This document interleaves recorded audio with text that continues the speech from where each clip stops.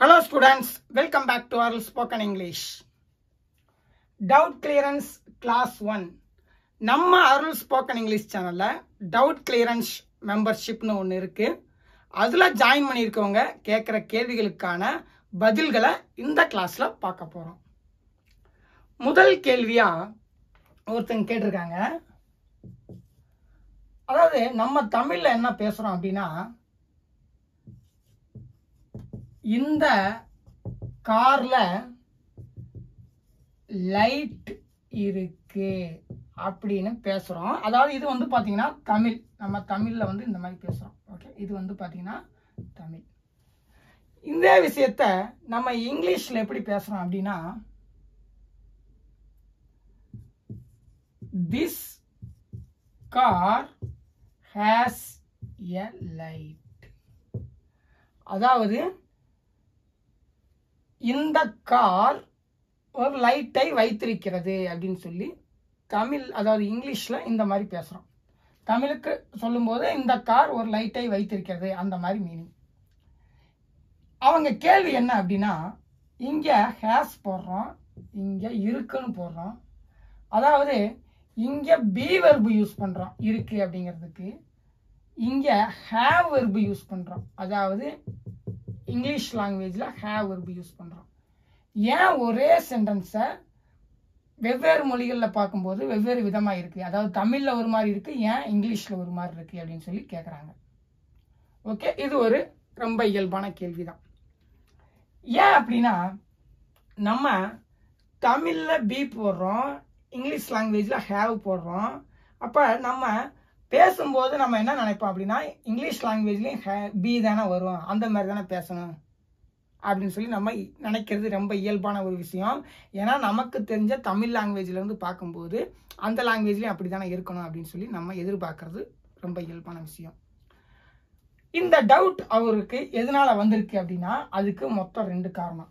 ஒன்று, நம்ம வந்து தமிழ்ல இருந்து இங்கிலீஷ்க்கு வந்து டிரான்ஸ்லேட் பண்றோம். தமிழ்ல என்ன இருக்குமோ தமிழ் டு இங்கிலீஷ் டிரான்ஸ்லேஷன் பண்றோம், தமிழ் டு இங்கிலீஷ் டிரான்ஸ்லேஷன் பண்றோம். அதனால இந்த மாதிரி மறுபடியும் தமிழ் டு இங்கிலீஷ் டிரான்ஸ்லேஷன் பண்றதுனால வருது. ரெண்டாவது என்ன காரணம் அப்படின்னா, பி ஹேவ் டு, இந்த 3 செயல்களுக்குமான அடிப்படை, இது வந்து 3 அடிப்படை செயல்கள் சொல்லியிருக்கேன். இந்த 3 செயல்களுக்குமான வித்தியாசம் நமக்கு வந்து பாத்தீங்கன்னா சரியா தெரியறது கிடையாது. டிஃபரன்ஸ், இந்த 3 செயலுக்குமே வந்து பாத்தீங்கன்னா டிஃபரன்ஸ் இருக்கு, டிஃபரன்ஸ் பிட்வீன் தம். ஓகே, இந்த 3 செயல்களுக்கான அடிப்படை வித்தியாசம் நமக்கு தெரியறது இல்லை. அந்த 2 காரணங்களால வருது. அந்த அடிப்படை வித்தியாசம் நமக்கு தெரியாம போறதுக்கு காரணம் என்ன அப்படின்னா, நம்ம தமிழ் லாங்குவேஜ் தான். அது எப்படி அப்படின்னு சொல்லி பார்க்குறோம். ஓகே, இப்போ பார்க்க போறோம். ஸோ இது வந்து பார்த்தீங்கன்னா நம்ம மேலே குறை கிடையாது. இந்த அடிப்படை வித்தியாசத்தை நமக்கு நம்ம லாங்குவேஜ் வந்து பார்த்தீங்கன்னா பெருசாக சொல்லி தர்றது கிடையாது. அது நம்ம லாங்குவேஜோட தன்மை. நம்ம லாங்குவேஜில் அந்த மாதிரி அடிப்படை வித்தியாசம் தெரியணும் அப்படிங்கிற அவசியம் கிடையாது. ஏன்னா எல்லா லாங்குவேஜும் ஒரே மாதிரி ஃபங்க்ஷன் ஆகிறது கிடையாது. ஓகே, இது ஏன் 2லயும் வித்தியாசமா இருக்கிறதுக்கு நமக்கு தெரிய வேண்டியது, அப்ப பிக்கும் ஹேவுக்கும் என்ன வித்தியாசம் இருக்கு, ஏன் என்ன வித்தியாசம் இருக்கு, என்ன விதமான செயல்பாடு இருக்கு, ஏன் தமிழ் லாங்குவேஜ் பி எடுத்துக்குது, இங்கிலீஷ் லாங்குவேஜ் ஹேவ் எடுத்துக்குது அப்படின்னு சொல்லி நமக்கு தெரியணும். ஓகே, இப்ப ஃபர்ஸ்ட் பீனா என்ன அப்படின்னு சொல்லி பார்ப்போம். பீனா என்ன அப்படின்னா, ஐ ஆம் a teacher. I am a teacher அப்படின்னு சொல்லும்போது, நான் ஒரு ஆசிரியராக இருக்கிறேன், நான் ஒரு ஆசிரியராக இருக்கிறேன். அதே மாதிரி you are students. Okay, he is a businessman. Okay, அதுக்கப்புறம் வந்து she is a singer. So இதுல இருக்கிற எல்லாமே am, are, is, இஸ் இந்த எல்லாமே பார்த்தீங்கன்னா பி வெர்பு. பி வெர்புனா என்ன உங்களுக்கு ஏற்கனவே சொல்லியிருக்கேன். பி வெர்புனா என்ன அப்படின்னா இருக்கிறத பற்றி சொல்றதுக்கான வெர்பு. இதில் என்னென்ன இருக்குது? Am, are, is, was, were, be, being, being, இதெல்லாம் பி வெர்பு. இந்த பி வெர்பு என்ன சொல்லுதுன்னா சப்ஜெக்ட் என்னவா இருக்கு அப்படிங்கிறத சொல்லுது. சப்ஜெக்ட் என்னவா இருக்கு. இங்க என்ன சொல்லுதுன்னா சப்ஜெக்ட் ஆசிரியராக இருக்கிறார், சப்ஜெக்ட் மாணவர்களாக இருக்கிறார்கள், சப்ஜெக்ட் ஒரு தொழிலதிபர், ஒரு தொழில் செய்கிறவராக இருக்கிறார், சப்ஜெக்ட் ஒரு பாடகராக இருக்கிறாள். ஸோ சப்ஜெக்ட் என்னவா இருக்கிறது அப்படிங்கிறத பத்தி பேசுறது தான் பி வெர்ப். ஓகே, சப்ஜெக்ட் என்னவா இருக்கிறது. இப்ப இந்த பி வெர்ப்புக்கு நம்ம அட்ஜெக்டிவும் போட்டுக்கலாம்னு சொல்லியிருக்கேன். I am handsome, நான் அழகாக இருக்கிறேன். ஓகே, she is beautiful, அவள் அழகாக இருக்கிறாள். she is angry, அவள் கோபமாக இருக்கிறாள். ஸோ சப்ஜெக்ட் என்னவா இருக்கிறது அதை பத்தி பேசுறது தான் பி வெர்ப். ஓகே, புரிஞ்சிச்சா? அடுத்து have வெர்ப்னா என்ன அப்படின்னு சொல்லி பார்க்கணும். இந்த ரெண்டுக்கும் வித்தியாசம் நமக்கு தெரியும். have வெர்ப் என்ன அப்படின்னா இங்கிலீஷ் லாங்குவேஜ்ல என்ன சொல்றாங்கன்னா சப்ஜெக்ட் ஏதாவது ஒன்றை வச்சிருக்கு அப்படின்னா அதுதான் have வெர்ப். இப்ப I have a marker. Okay, I have a marker. Subject ஏதோ ஒரு விஷயத்தை வச்சிருக்கிறது தான் have வெர்ப். பி வெர்ப்னா சப்ஜெக்ட் என்னவா இருக்கு அப்படின்னு சொல்றது. இப்ப ஆனா இங்க என்ன பிரச்சனைனால நமக்கு இந்த கன்ஃபியூஷன் வருதுன்னா இத தமிழுக்கு நம்ம டிரான்ஸ்லேட் பண்ணும்போது இந்த நான் மார்க்கர் ஐ ஹேவ் மார்க்கர்ல நம்ம என்ன பண்றோம் அப்படின்னா நான் ஒரு பேனான்னு வச்சுப்போம், மார்க்கருக்கு பதிலா பேனா வைத்திருக்கிறேன் அப்படின்னு நம்ம சொல்றோம். இங்க நீங்க நல்லா நோட் பண்ணீங்கன்னா இந்த வைத்திருக்கிறேன்ல ரெண்டு ஆக்ஷன்ஸ் இருக்குது. ஆக்ஷன் ஒன் என்ன அப்படின்னா வச்சிருக்கிறது. ஆக்ஷன் 2 என்ன அப்படின்னா ஆக்ஷன் 1 என்ன ஹேவ். ஆக்ஷன் 2 வந்து பாத்தீங்கன்னா பி இருக்கிறேன். இங்க எக்ஸாக்டா சொல்லணும்னா ஆம். ஸோ தமிழ்ல நம்ம என்ன பண்றோம் அப்படின்னா ஒரு பேனா வச்சிருக்கேங்கிறத நம்ம வச்சு இருக்கேன்னு சொல்லி ரெண்டு செயல்ல சேர்த்து சொல்றோம், ரெண்டு செயலா சொல்றோம். ஆனா ஆங்கிலத்துல அவங்க என்ன சொல்றாங்க அப்படின்னா நான் என்னவா இருக்கிறேன் அப்படிங்கிறதுக்கு தான் நான் வந்து ஆம், அதாவது ஒரு பி வெர்பு யூஸ் பண்ணணும். நான் வச்சிருக்கேன் அப்படிங்கிறதுக்கு ஹேவ் வெர்பு தான் யூஸ் பண்ணணும். ஸோ பிக்கும் ஹேவுக்கும் அடிப்படையில் நிறைய வித்தியாசம் இருக்கு. அதே மாதிரி டூக்கும். ஸோ இந்த மூன்று செயல்களுமே அடிப்படையில் மூணுமே வித்தியாசமான செயல்கள். அடிப்படை இந்த செயலின் அடிப்படை தன்மையே வேற. இப்போ நான் இருக்கிறேன் அப்படிங்கிறது தான் இருக்கிறேன், நான் பேனா வச்சிருக்கேன் அப்படிங்கிறது வச்சிருக்கேன், நான் இருக்கிறேங்கிறது வேற, ஒரு பொருளை பொசஸ் பண்றதுங்கிறது வேற. நான் இருக்கேன் ஆசிரியரா இருக்கேன், நான் சட்டை வச்சிருக்கிறேன், நான் போர்டு வச்சிருக்கேன், அப்ப வச்சிருக்கேங்கிற அந்த செயல் வேற, இருக்கிறேங்கிற செயல் வேற. ஆனா நம்ம தமிழ்ல பேசும்போது என்ன பண்றோம் அப்படின்னா அங்க அந்த வச்சிருக்கிறேங்கிறது கூட இருக்கிறேன்னு சொல்லி பேசுறோம். ஏன் அப்படி பேசுறோம் அப்படின்னா தமிழ் லாங்குவேஜ் அப்படி ஃபங்க்ஷன் ஆகுது. ஆனா ஆக்சுவலா நமக்கு இந்த இடத்துல இருக்கிறேங்கிறது தேவையான்னு கேட்டா தேவை கிடையாது. ஏன்னா நம்ம சப்ஜெக்ட் என்னவா இருக்குங்கிறத பத்தி பேசல. சப்ஜெக்ட் என்னவா இருக்குன்னு சொல்லி பேசும்போதுதான் இருக்கிறேன்னு யூஸ் பண்ணணும். ஆங்கிலத்தின்படி சப்ஜெக்ட் என்னவா இருக்குன்னு சொல்லும் போதுதான் ஐ ஆம் அ teacher, you are students. Subject என்னவா இருக்குன்னு சொல்லும் போதுதான் அந்த இருக்கிறேங்கிறத யூஸ் பண்ணணும். அப்பதான் பி வெர்பு யூஸ் பண்ணணும். ஆனா நீங்க சப்ஜெக்ட் என்ன வச்சிருக்குன்னு சொல்லும் போதும் நீங்க தேவையில்லாம சப்ஜெக்டோட இருக்கிற தன்மையை பத்தி பேசுறீங்க. நம்ம தமிழ் லாங்குவேஜ் அப்படிதான் ஃபங்க்ஷன் ஆகுது. ஆனா ஆங்கிலம் அப்படி ஃபங்க்ஷன் ஆகல.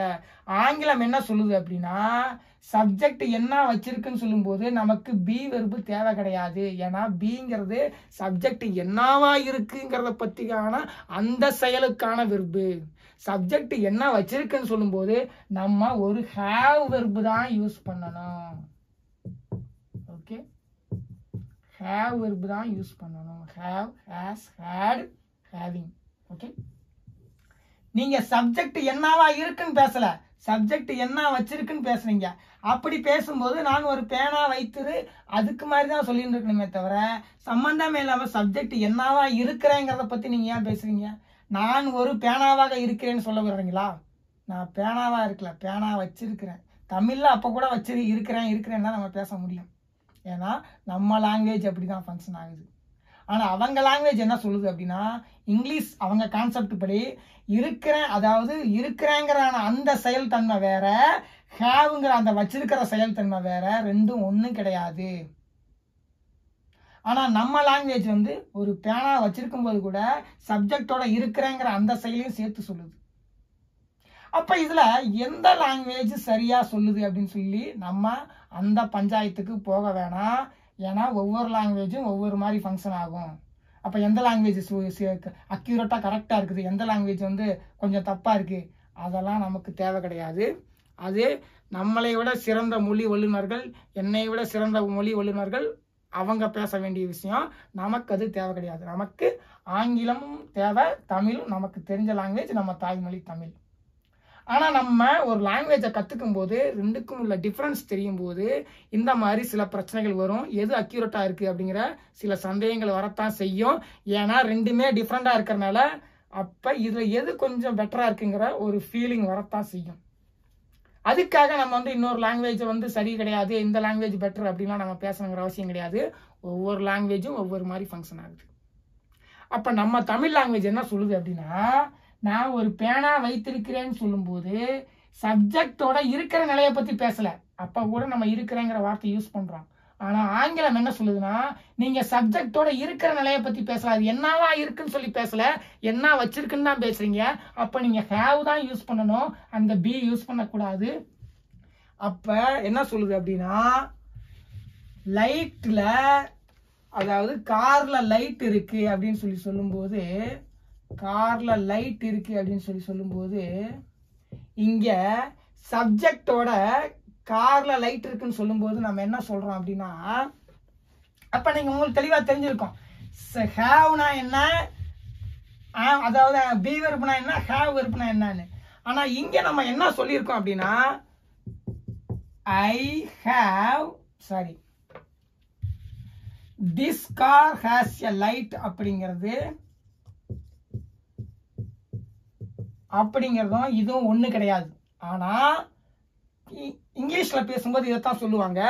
ஆக்சுவலா இது எப்படி இருக்கு அப்படின்னா, இதை தெளிவா இதை புரிஞ்சுக்கிட்டோம், இந்த சென்டென்ஸை தெளிவா புரிஞ்சுக்கிட்டோம்னா இது இந்த சென்டென்ஸோட கரெக்டான இங்கிலீஷ் ஈக்குவலன்ட் என்ன அப்படின்னா, there is a light in the car. There is a light in the car.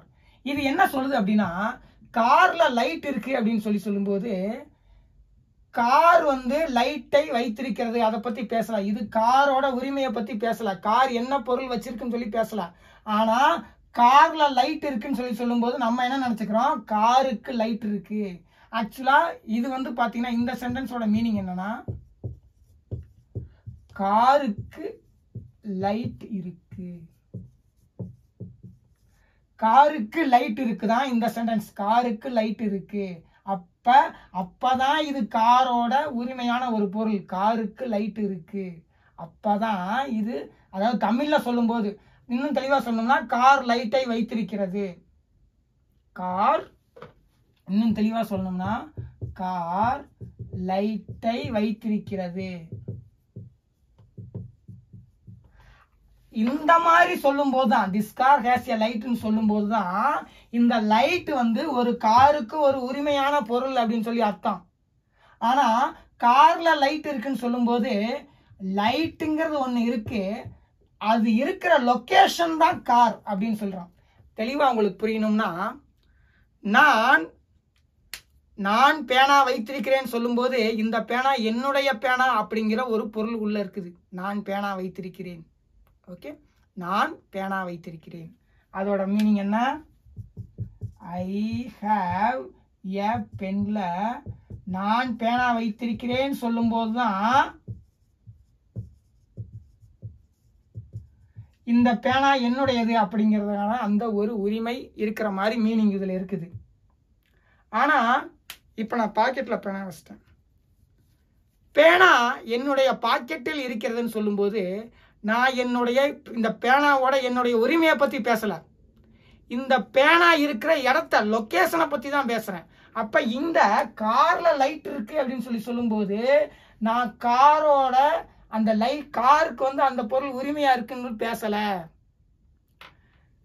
Car அந்த லைட் இருக்கிற இடம் கார் அப்படின்னு சொல்லி பேசுகிறேன், லொக்கேஷனை பேசுகிறேன். லொக்கேஷன் என்ன அப்படின்னா கார், லைட்டோட லொக்கேஷன் தான் காரே தவிர காருக்கு லைட் இருக்குன்னு சொல்லி திஸ் கார் ஹேஸ் எ லைட்னு சொல்லும்போது தான் காரோட உரிமையான ஒரு பொருள் லைட் அப்படின்னு சொல்லி அர்த்தம், மீனிங் வரும்.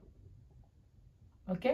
ஆனால் இந்த காரில் லைட் இருக்குங்கிறது லைட்டுங்கிற அந்த ஒரு பொருள் இருக்கிற இடம் வந்து காரு. அப்போ லைட்டோட லொக்கேஷனை பற்றி பேசுகிறனே தவிர கார் வந்து லைட்டுங்கிற பொருளை உரிமையாக வச்சிருக்கு, உரிமை கொண்டாடுது அப்படின்னு பேசலை.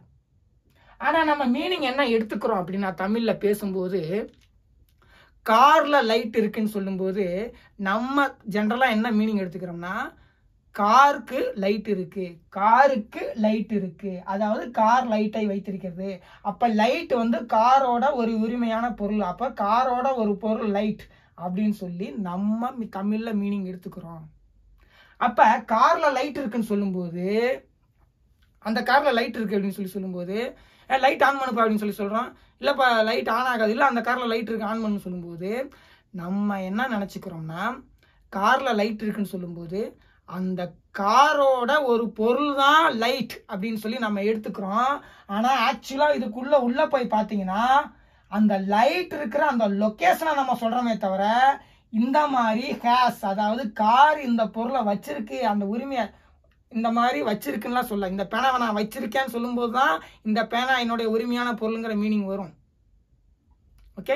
ஆனால் இந்த பேனா என்னுடைய பாக்கெட்டில் இருக்குன்னு சொல்லும்போது என்னோட உரிமை, இந்த பேனா மீதான என்னுடைய உரிமையை பற்றி பேசலை, இந்த பேனா இருக்கிற அந்த இடத்த பற்றி பேசுகிறேன். அப்போ காரில் லைட் இருக்குன்னு சொல்லும்போது இங்கே நான் வந்து அந்த லைட்டோட இருக்கிற இடத்த பற்றி பேசுகிறேனே தவிர காருக்கும் அந்த காருக்கு அந்த லைட் உரிமையான ஒன்றுன்னு சொல்லி நான் பேசலை.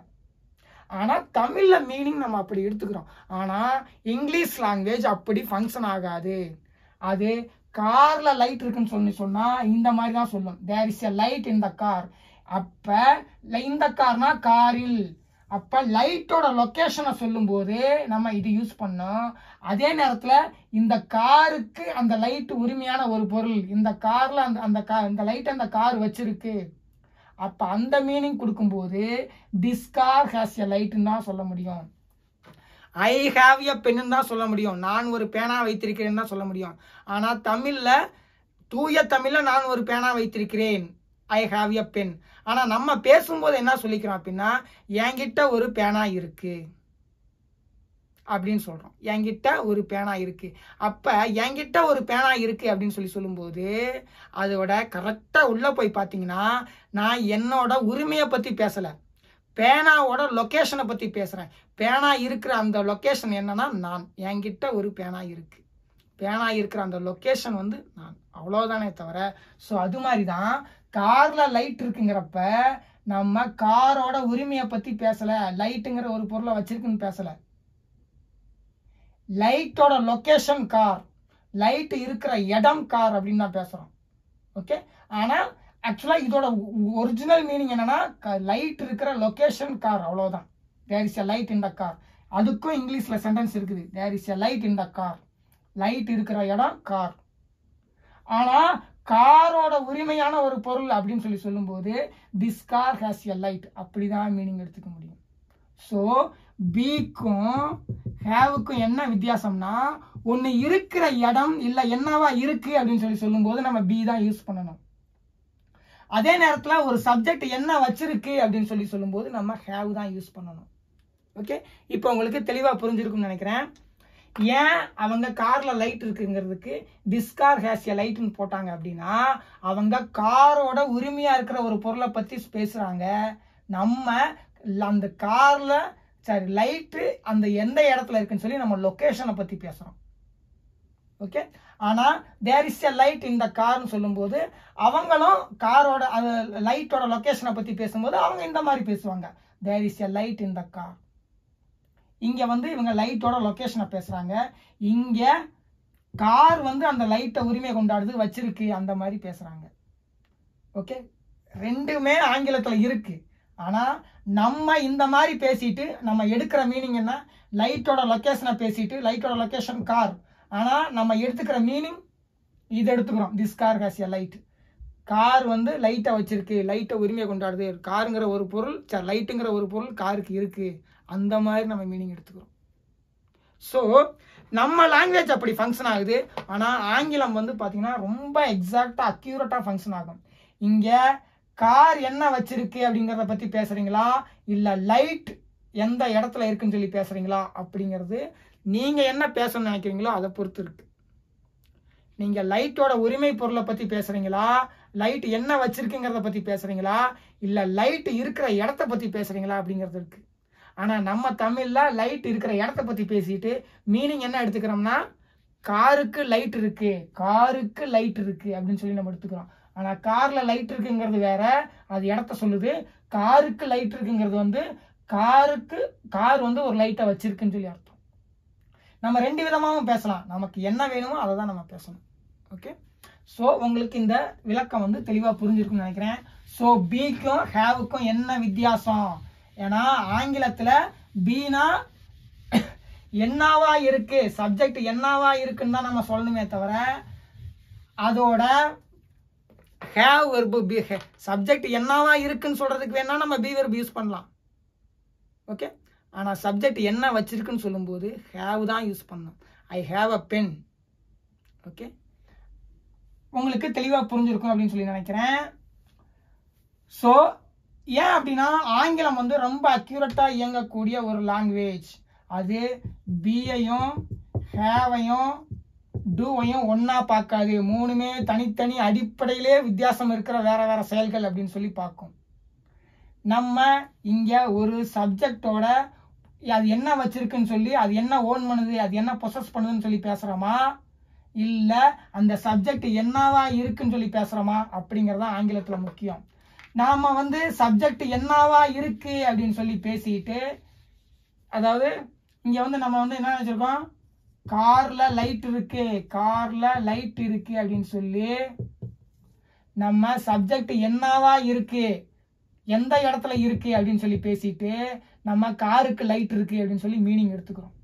ஓகே, அப்போ காருக்கு லைட் இருக்கு அப்படின்னு சொல்லி சொல்லணும்னா திஸ் கார் ஹேஸ், கார் வந்து ஒரு விஷயத்தை பொசஸ் பண்ணுது, ஹேவ் பண்ணுது, என்ன ஒரு லைட். ஸோ அதனால தான் அவங்க இப்படி எழுதுறாங்க. ஆனால் நம்ம இங்கே காரில் லைட் இருக்குன்னு சொல்லிட்டு லைட் இருக்கிற இடம் காரு, இடம் தான் காரே தவிர காருக்கு லைட் இருக்குங்கிறது தான் உண்மையை நம்மளும் சொல்ல வேண்டிய ஒரு கரெக்டான வார்த்தை, காருக்கு லைட் இருக்கு. ஆனால் நம்ம இப்படி பேசிட்டு இப்படி மீனிங் எடுத்துக்கிறோம். ஓகே, உங்களுக்கு இப்போ தெளிவாக புரிஞ்சிருக்கும்னு சொல்லி நினைக்கிறேன். அதனால அவங்க வந்து அப்படி யூஸ் பண்ணுறாங்க. அவங்க வந்து ரொம்ப அக்யூரேட்டாக ஆங்கிலம் செயல்படுது. ஏன்னா அந்த லாங்குவேஜ் வந்து பி டு ஹேவுக்கு தனித்தனியாக மீனிங் இருக்குன்னு சொல்லி நம்புகிற லாங்குவேஜ். நம்ம வந்து வைத்து இருக்கிறேன் அப்படிங்கிறதுல நமக்கு வச்சிருக்கிறத பற்றி பேசிட்டு சப்ஜெக்டோட தேவையில்லாமல் இருக்கிறேங்கிறத பற்றியும் நம்ம பேசுகிறோம். ஏன்னா நம்ம லாங்குவேஜ் அப்படி ஃபங்க்ஷன் ஆகுது. ஓகே, ஆனால் அவங்க அப்படி கிடையாது. நீ சப்ஜெக்டோட இருக்கிற தன்மையை பற்றி பேசுறியா, சப்ஜெக்டோட ஹேவ் தன்மையை பற்றி பேசுறியா, பி தன்மையை பற்றி பேசுறியா அப்படின்னு சொல்லி தனித்தனியாக பிரித்து பார்க்கக்கூடிய தன்மை கொண்டது ஆங்கிலம். ஓகே, அடுத்து மறுபடியும் இதே பிரச்சனை தான் ரெண்டாவது கேள்வியிலும். ரெண்டாவது கேள்வியில் என்ன அப்படின்னா I have been headache for 2 days அப்படின்னு சொல்லி ஒருத்தர் கேட்டிருந்தார். அதாவது இதை தமிழ் படி பார்த்தோம்னா நான் வச்சிருக்கேன் என்ன வச்சிருக்கீங்க, இருந்தேங்கிறத வச்சிருக்கீங்க, என்ன இருந்தீங்க, தலைவலியா இருந்தேன் 2 நாளைக்கு. நான் தலைவலியாக 2 நாளைக்கு இருந்தேன். நான் தலைவலியாக 2 நாட்கள் இருந்தேன். அப்படின்னு நம்ம சொல்றோம். இந்த பாத்தீங்கன்னா தமிழுக்கு வந்து பாத்தீங்கன்னா இது வந்து எக்ஸாக்டா ரைட். ஆனா ஆங்கிலத்துக்கு இங்கிலீஷ்க்கு வந்து பாத்தீங்கன்னா இந்த சென்டென்ஸ் தப்பு, இந்த சென்டென்ஸ் தப்பு. இது ஏன் அப்படின்னு சொல்லி பார்க்க போறோம்.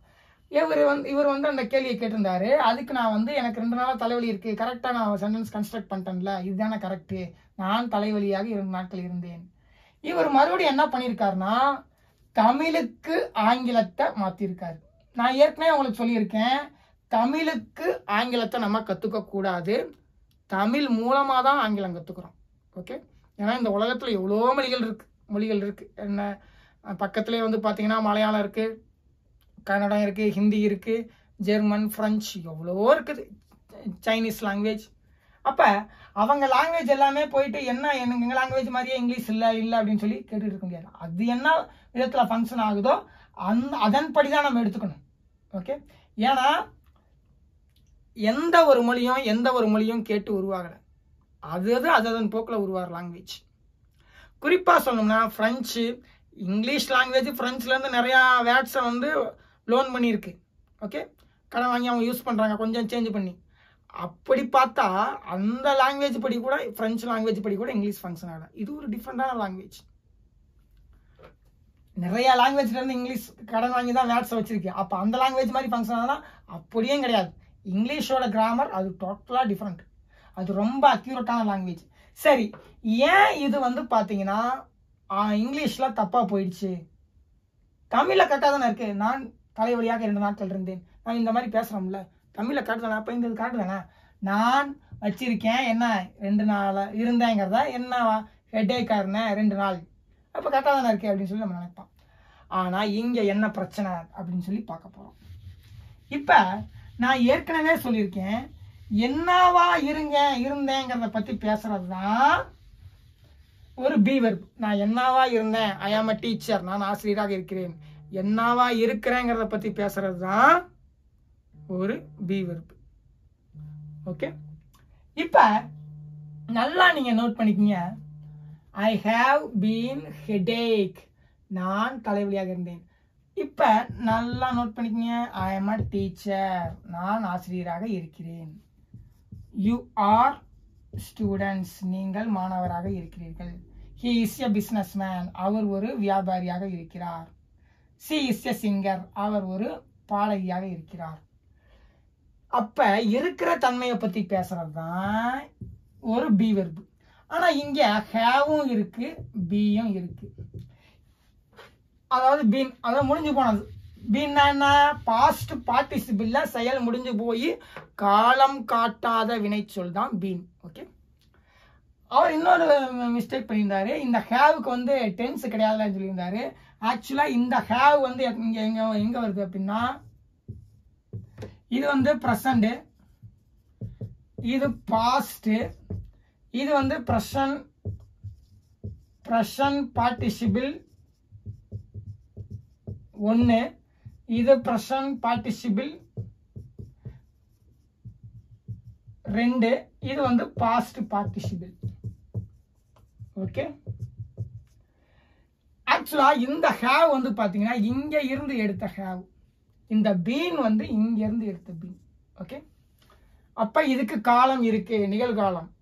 ஓகே, ஒரு சென்டென்ஸ்ல கண்டிப்பா 2-3 வெர்ப்ஸை போடும்போது ஒரு வெர்புக்கு கண்டிப்பா டைம் இருக்கிற வெர்பு போட்டு தான் ஆகணும். ஏன்னா அந்த சென்டென்ஸ்ல சப்ஜெக்ட் எந்த காலத்துல இருக்குன்னு கண்டிப்பா நம்ம காட்டித்தான் ஆகணும். ஓகே, இப்ப இது ஏன் ஆங்கிலத்தின்படி தவறு இந்த சென்டென்ஸ்? இப்ப நம்ம தெளிவா தெரிஞ்சுக்கணும். ஆங்கிலத்தை நம்ம தமிழுக்கு பார்த்தோம், தமிழுக்கு வந்து நம்ம என்ன பண்ணிட்டோம், ஏன்னா நமக்கு தமிழ் தான் தெரியுங்கிறனால அந்த தமிழுக்கு என்னென்ன வார்த்தைகள் நம்ம ஆங்கிலத்தை பார்த்துருக்கோமோ அதன்படி இந்த சென்டென்ஸ் கன்ஸ்ட்ரக்ட் பண்ணியிருந்தோம். ஓகே, நான் வச்சிருக்கிறேன் இருந்தேங்கிறத தலைவலியா 2 நாளா வந்துடுச்சு, நான் தலைவலியாக இருந்தேன், சூப்பரா கன்ஸ்ட்ரக்ட் ஆயிடுச்சு தமிழுக்கு ஆங்கிலத்தை பண்ணும்போது. ஆனா இது ஆங்கிலமா மாறினதுக்கு அப்புறம் அவங்க இந்த சென்டென்ஸை எப்படி பார்ப்பாங்க அப்படின்னு சொல்லி பார்த்தோம்னா, நான் வச்சிருக்கேன், என்ன வச்சிருந்தேன், இருந்தேன், செயல் முடிஞ்சு போச்சு, பீன் அப்படிங்கிறது இருந்தேன், ஆனா காலம் காட்டல. செயல் பீன் வந்து செயல் இருந்தேங்கிற செயல் முடிஞ்சு போச்சு. ஓகே, நான் இருந்தேன் 2 நாட்கள், என்ன தலைவலியாக இருந்தேன், அப்படின்னு எடுத்துக்க கூடாது. ஆங்கிலம் இதை எப்படி எடுத்துக்கும்னா, நான் தான் அந்த தலைவலியே அப்படின்னு சொல்லி எடுத்துக்கும். ஐ ஆம் a டீச்சர்ல நான் தான் அந்த டீச்சர்னு சொல்லி அர்த்தம். நான் ஆசிரியராக இருக்கிறேன், நான் தான் அந்த teacher. Okay. he is a businessmanல அவர் தான் அந்த பிசினஸ் மேனே அப்படின்னு சொல்லி அர்த்தம். அவர் தான் பிசினஸ் மேன். அது மாதிரி இந்த பீன் என்ன சொல்லுது அப்படின்னா, இந்த இஸ் தான் அந்த விஷயத்தை கொண்டு வருது. ஏன்னா ஒரு பி வெர்பு என்னவா இருக்கிறீங்கன்னு தான் சொல்லும். அப்ப என்னவா இருக்கிறீங்கன்னு சொல்லி சொல்லும்போது பீன் என்ன சொல்லுதுன்னா, என்னவா இருக்கீங்க, என்னவா இருந்தீங்க. இங்க பீன்னா முடிஞ்சு போச்சுல. என்னவா இருந்தீங்க, தலைவலியா இருந்தேன்னு சொல்லிட்டுக்காது. நான் தான் அந்த தலைவலியே. நீங்க மனிதர், நீங்க வந்து ஒரு தலைவலிங்கிறத இருக்க முடியாது. அதாவது தலைவலி அப்படிங்கிற நோய், நீங்க தலைவலி நோய், நீங்க தான் அந்த தலைவலி நோயே அப்படிங்கிற மாதிரி ஆயிடும். நான் தலைவலி நோயாக இருந்தேன் அப்படிங்கிறதோட மீனிங்கும், நான் தான் தலைவலி நோய் அப்படிங்கிறதும் மீனிங் வேற. அதாவது ஐ ஆம் எ லயன் அப்படின்னு சொல்லும்போது நான் சிங்கம் அப்படின்னு சொல்லி அர்த்தம். நான் சிங்கம்னா என்ன அர்த்தம்னா, நான் இந்த உடலை வந்து சிங்கமா சொல்றேன், நான் தான் சிங்கமே அப்படின்னு சொல்லி சொல்றேன். அப்ப இங்க மீனிங் என்னன்னா, நான் தான் அந்த தலைவலி நோயே அப்படின்னு சொல்லி மீனிங் மாறிடும். ஆங்கிலத்தின்படி பீனுக்கு அடுத்து என்ன போடணும்னா, ஒரு நவுன் போட்டோம்னா அதுவாதான் சப்ஜெக்ட் இருக்கு அப்படின்னு சொல்லி ஆயிடும். அப்ப இவர் தலைவலியாக இருந்தார்னு மாறாது, இவர் தான் அந்த தலைவலி நோயே அப்படின்னு சொல்லி மாறிடும். இவர் 2 நாட்களா தலைவலி நோயா இருந்தார். அப்ப இவர் நோயான்னு கேட்டா இவர் நோய் கிடையாது, இவருக்கு தான் நோய். ஓகே. ஸோ நீங்க தெளிவா தெரிஞ்சுக்கணும், ஐ ஆம் அ லயன்ல நான் தான் நான் சிங்கமாக இருக்கிறேன்னு சொல்லி அர்த்தம். அப்ப நான் அதே நேரத்தில் நான் இங்க தலைவலியாக இருக்கிறேன்னு எடுத்துக்கூடாது. இங்க நான் தான் அந்த சிங்கமே அப்படின்னு சொல்லி அர்த்தம். ஐ ஆம் அ லயன்ல நான் தான் சிங்கம், நான் தான் சிங்கம், ஐ ஆம் அ லயன், நான் ஒரு சிங்கம் அப்படின்னு சொல்லி அர்த்தம். இதோட எக்ஸாக்டா தமிழ் வேணும்னா, நான் ஒரு சிங்கம், சிங்கமாக இருக்கிறேன், நான் ஒரு சிங்கம், அதுதான் ஐ ஆம் அ லயன். ஓகே. ஐ ஆம் அ ஸ்டூடெண்ட் என்ன அர்த்தம், நான் ஒரு மாணவன் தான் அர்த்தம். நான் ஒரு மாணவனாக இருக்கிறேன், நான் ஒரு மாணவன். அப்ப அது எதை சொல்லுது, அந்த இருக்கிறேங்கிறது தான். அந்த என்னவா இருக்கிறீங்க அப்படின்னு சொல்லி பார்க்கும்போது ஐ ஆம் அ ஸ்டூடெண்ட், ஐ ஆம் அ லயன், நான் ஒரு சிங்கம். அப்ப நீங்க என்னவா இருக்கிறீங்கன்னு சொல்லும்போது நீங்கள் தலைவலி அப்படிங்கிற அந்த நோயா இருக்கீங்கன்னு மாறிடும். உங்களுக்கு தலைவலி நோய் இல்லை, நீங்க தான் அந்த தலைவலி நோயே அப்படின்னு மாறிடும். நீங்க தலைவலி நோயான்னு கேட்டா நீங்க தலைவலி நோய் கிடையாது, நீங்க மனிதர். ஆனா உங்களுக்கு தலைவலி நோய் இருந்திருக்கு. அப்ப நீங்க அதை எப்படி சொல்லணும் அப்படின்னா, இந்த பீன் இங்க யூஸ் பண்ண கூடாது. பீன் யூஸ் பண்ணி ஹெட்டேக் போட்டீங்கன்னா, என்னவா இருந்தீங்க, தலைவலி என்ற நோயாக இருந்தேன் அப்படின்னு சொல்லி ஆங்கிலத்தின் கிராமர் படி மாறிடும். ஓகே. ஏன்னா பி வெர்பு வந்து எப்பவுமே சப்ஜெக்ட் என்னவா இருக்குது, இருந்தது, இருக்கும், அதை பத்தி தான் பேசும். அப்ப இந்த சப்ஜெக்டே இதுதான் அப்படின்னு சொல்லும்போது, நான் ஐ ஆம் அ டீச்சர்ல இந்த சப்ஜெக்டே இதுதான் அப்படின்னு சொல்லி அர்த்தம். சப்ஜெக்ட் இதுவா தான் இருக்குன்னு சொல்லி அர்த்தம். அப்ப இங்க சப்ஜெக்ட் இந்த செயலை செய்து, அதுக்கப்புறம் இந்த செயலை செய்து, இந்த செயல் என்னவா இருந்தீங்கன்னு சொன்னா ஹெட்டேக். அப்ப சப்ஜெக்டே தலைவலி தான் அப்படின்னு சொல்லி ஆயிடும். சப்ஜெக்ட் தலைவலியான்னு கேட்டா, சப்ஜெக்ட் தலைவலிங்கிற நோயான்னு கேட்டா, சப்ஜெக்ட் தலைவலிங்கிற நோய் கிடையாது, சப்ஜெக்டுக்கு தான் தலைவலிங்கிற நோய் இருக்கு. அப்ப தமிழ் படி இருக்கு. அப்ப நம்ம என்ன சொல்லணும் அப்படின்னா, தலைவலிங்கிற நோய், நான் வந்து மனிதன் தான், அதே நேரத்துல தலைவலிங்கிற நோய் வந்து எனக்கு இருக்குது. அப்ப ஆங்கிலத்தின்படி என்ன சொல்லணும்னா, தலைவலி அப்படிங்கிற அந்த நோயை நான் வச்சிருக்கேன், ஐ ஹேவ் எ ஹெடேக்ல. நான் மனுஷன்தான், ஆனா இப்ப எனக்கு தலைவலிங்கிற அந்த நோயை நான் ஓன் பண்றேன், நான் பொசஸ் பண்றேன். அப்ப ஐ ஹேவ் எ ஹெடேக். ஆனா இங்க ஐ ஆம் எ ஹெடேக்னு சொல்லி போட்டீங்கன்னா, நான் தான் தலைவலிங்கிற ஒரு நோய் அப்படின்னு சொல்லி மாறிடுவீங்க. புரியுதுங்களா? இருக்கிறேன் அப்படின்னா நீங்க என்னவா இருக்கிறீங்க, தமிழ்ல வேணா தலைவலியாக இருக்கிறேங்கிறது ஒரு சரியான வாக்கியம் தமிழுக்கு.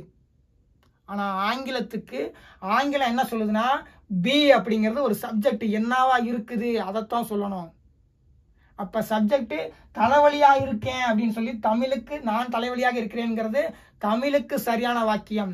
ஆனா ஆங்கிலம் இதை எப்படி எடுத்துக்கும்னா சப்ஜெக்ட் தலைவலிங்கிற ஒரு நோய் அப்படின்னு சொல்லி எடுத்துக்கும். ஓகே, ஏன்னா ஆங்கிலம் ரொம்ப அக்யூரேட்டா பி, ஹேவ், டு இந்த மூணுக்கும் வித்தியாசமான செயல்தன்மை கொண்டது அப்படிங்கிறத பார்க்கக்கூடிய ஒரு லாங்குவேஜ், ரொம்ப அக்யூரேட்டான லாங்குவேஜ். ஆங்கிலத்தின்படி இது என்ன, நமக்கு தமிழை வந்து தமிழுக்கு டிரான்ஸ்லேட் பண்ணோம்னா எப்படி வரும், நான் இருக்கிறேன் தலைவலியாக, இப்படி எடுத்துக்க கூடாது.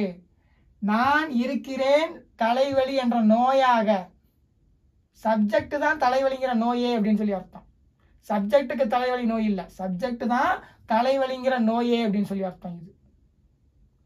அப்ப தலைவலிங்கிற நோயை நான் எனக்கு இருக்கு அப்படின்னா நான் என்ன சொல்லணும் அப்படின்னா, என்ன சொல்லணும்னா தலைவலிங்கிற நோயை நான் பொசஸ் பண்றேன், நான் வச்சிருக்கேன்.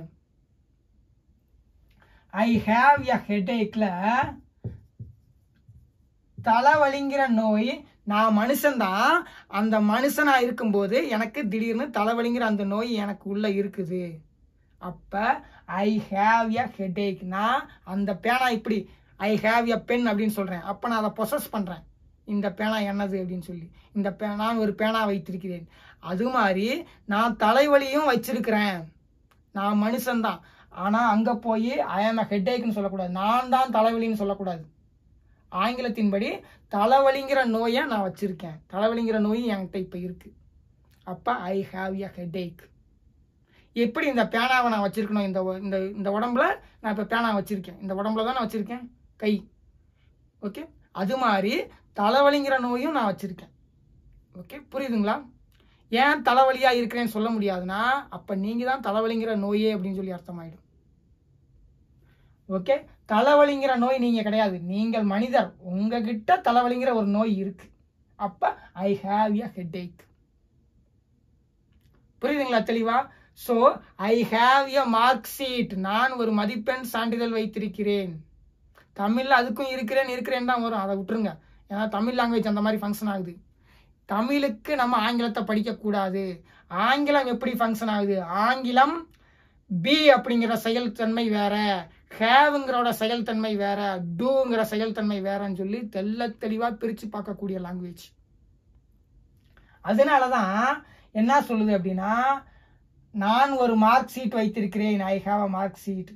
நான் ஒரு தலைவலியை என்னுடைய உடம்பில் வைத்திருக்கிறேன், ஐ ஹாவ் எ ஹெடேக். நான் தலைவலியாக இல்லை, நான், ஏன்னா இந்த உடம்புக்கு பேரு தலைவலி கிடையாது, இந்த உடம்புல தலைவலி இருக்குது. அப்ப இந்த உடம்பு தான் நான், I have a headache. Okay, அப்ப உங்களுக்கு தெளிவா தெரிஞ்சிருக்கும்னு நினைக்கிறேன். நம்ம எதை பொசஸ் பண்றோம், திஸ் கார் ஹேஸ் எ லைட்ல, திஸ் கார் ஹேஸ் எ லைட்ல, திஸ் கார் ஹேஸ் எ லைட்ல, இந்த கார் என்ன பொசஸ் பண்ணுதுன்னா ஒரு லைட்டை பொசஸ் பண்ணுது. இந்த கார் லைட்டை வச்சிருக்கு, அப்ப இந்த காருக்கு லைட் இருக்கு, காருக்கு லைட் இருக்கு, காருக்கு லைட் இருக்கு. ஓகே, அது மாதிரி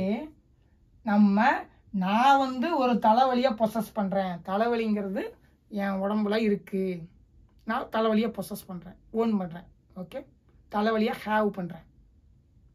நானே தலைவலியா கிடையாது, நல்லா தெரிஞ்சுக்கணும். ஐ ஆம் எ ஹெடேக்ல நான் தான் தலைவலின்னு மாறிடுவேன். ஓகே, ஸோ ஆங்கிலம் எப்படி ஃபங்க்ஷன் ஆகுது அப்படின்னு சொல்லி அந்த அடிப்படை விஷயத்தை தெரிஞ்சுக்கணும். அப்ப அந்த அடிப்படை விஷயம் தெரியணும்னா உங்களுக்கு பிக்கும் ஹேவுக்கும் டூவுக்கும் இருக்கிற அடிப்படை செயல்பாடுகளை தெரிஞ்சுக்கணும். ஏன்னா ஆங்கிலம் இந்த மூணையும் ரொம்ப வித்தியாசப்படுத்தி தனித்தனியா பார்க்குது. ஆனா தமிழ் அப்படி கிடையாது.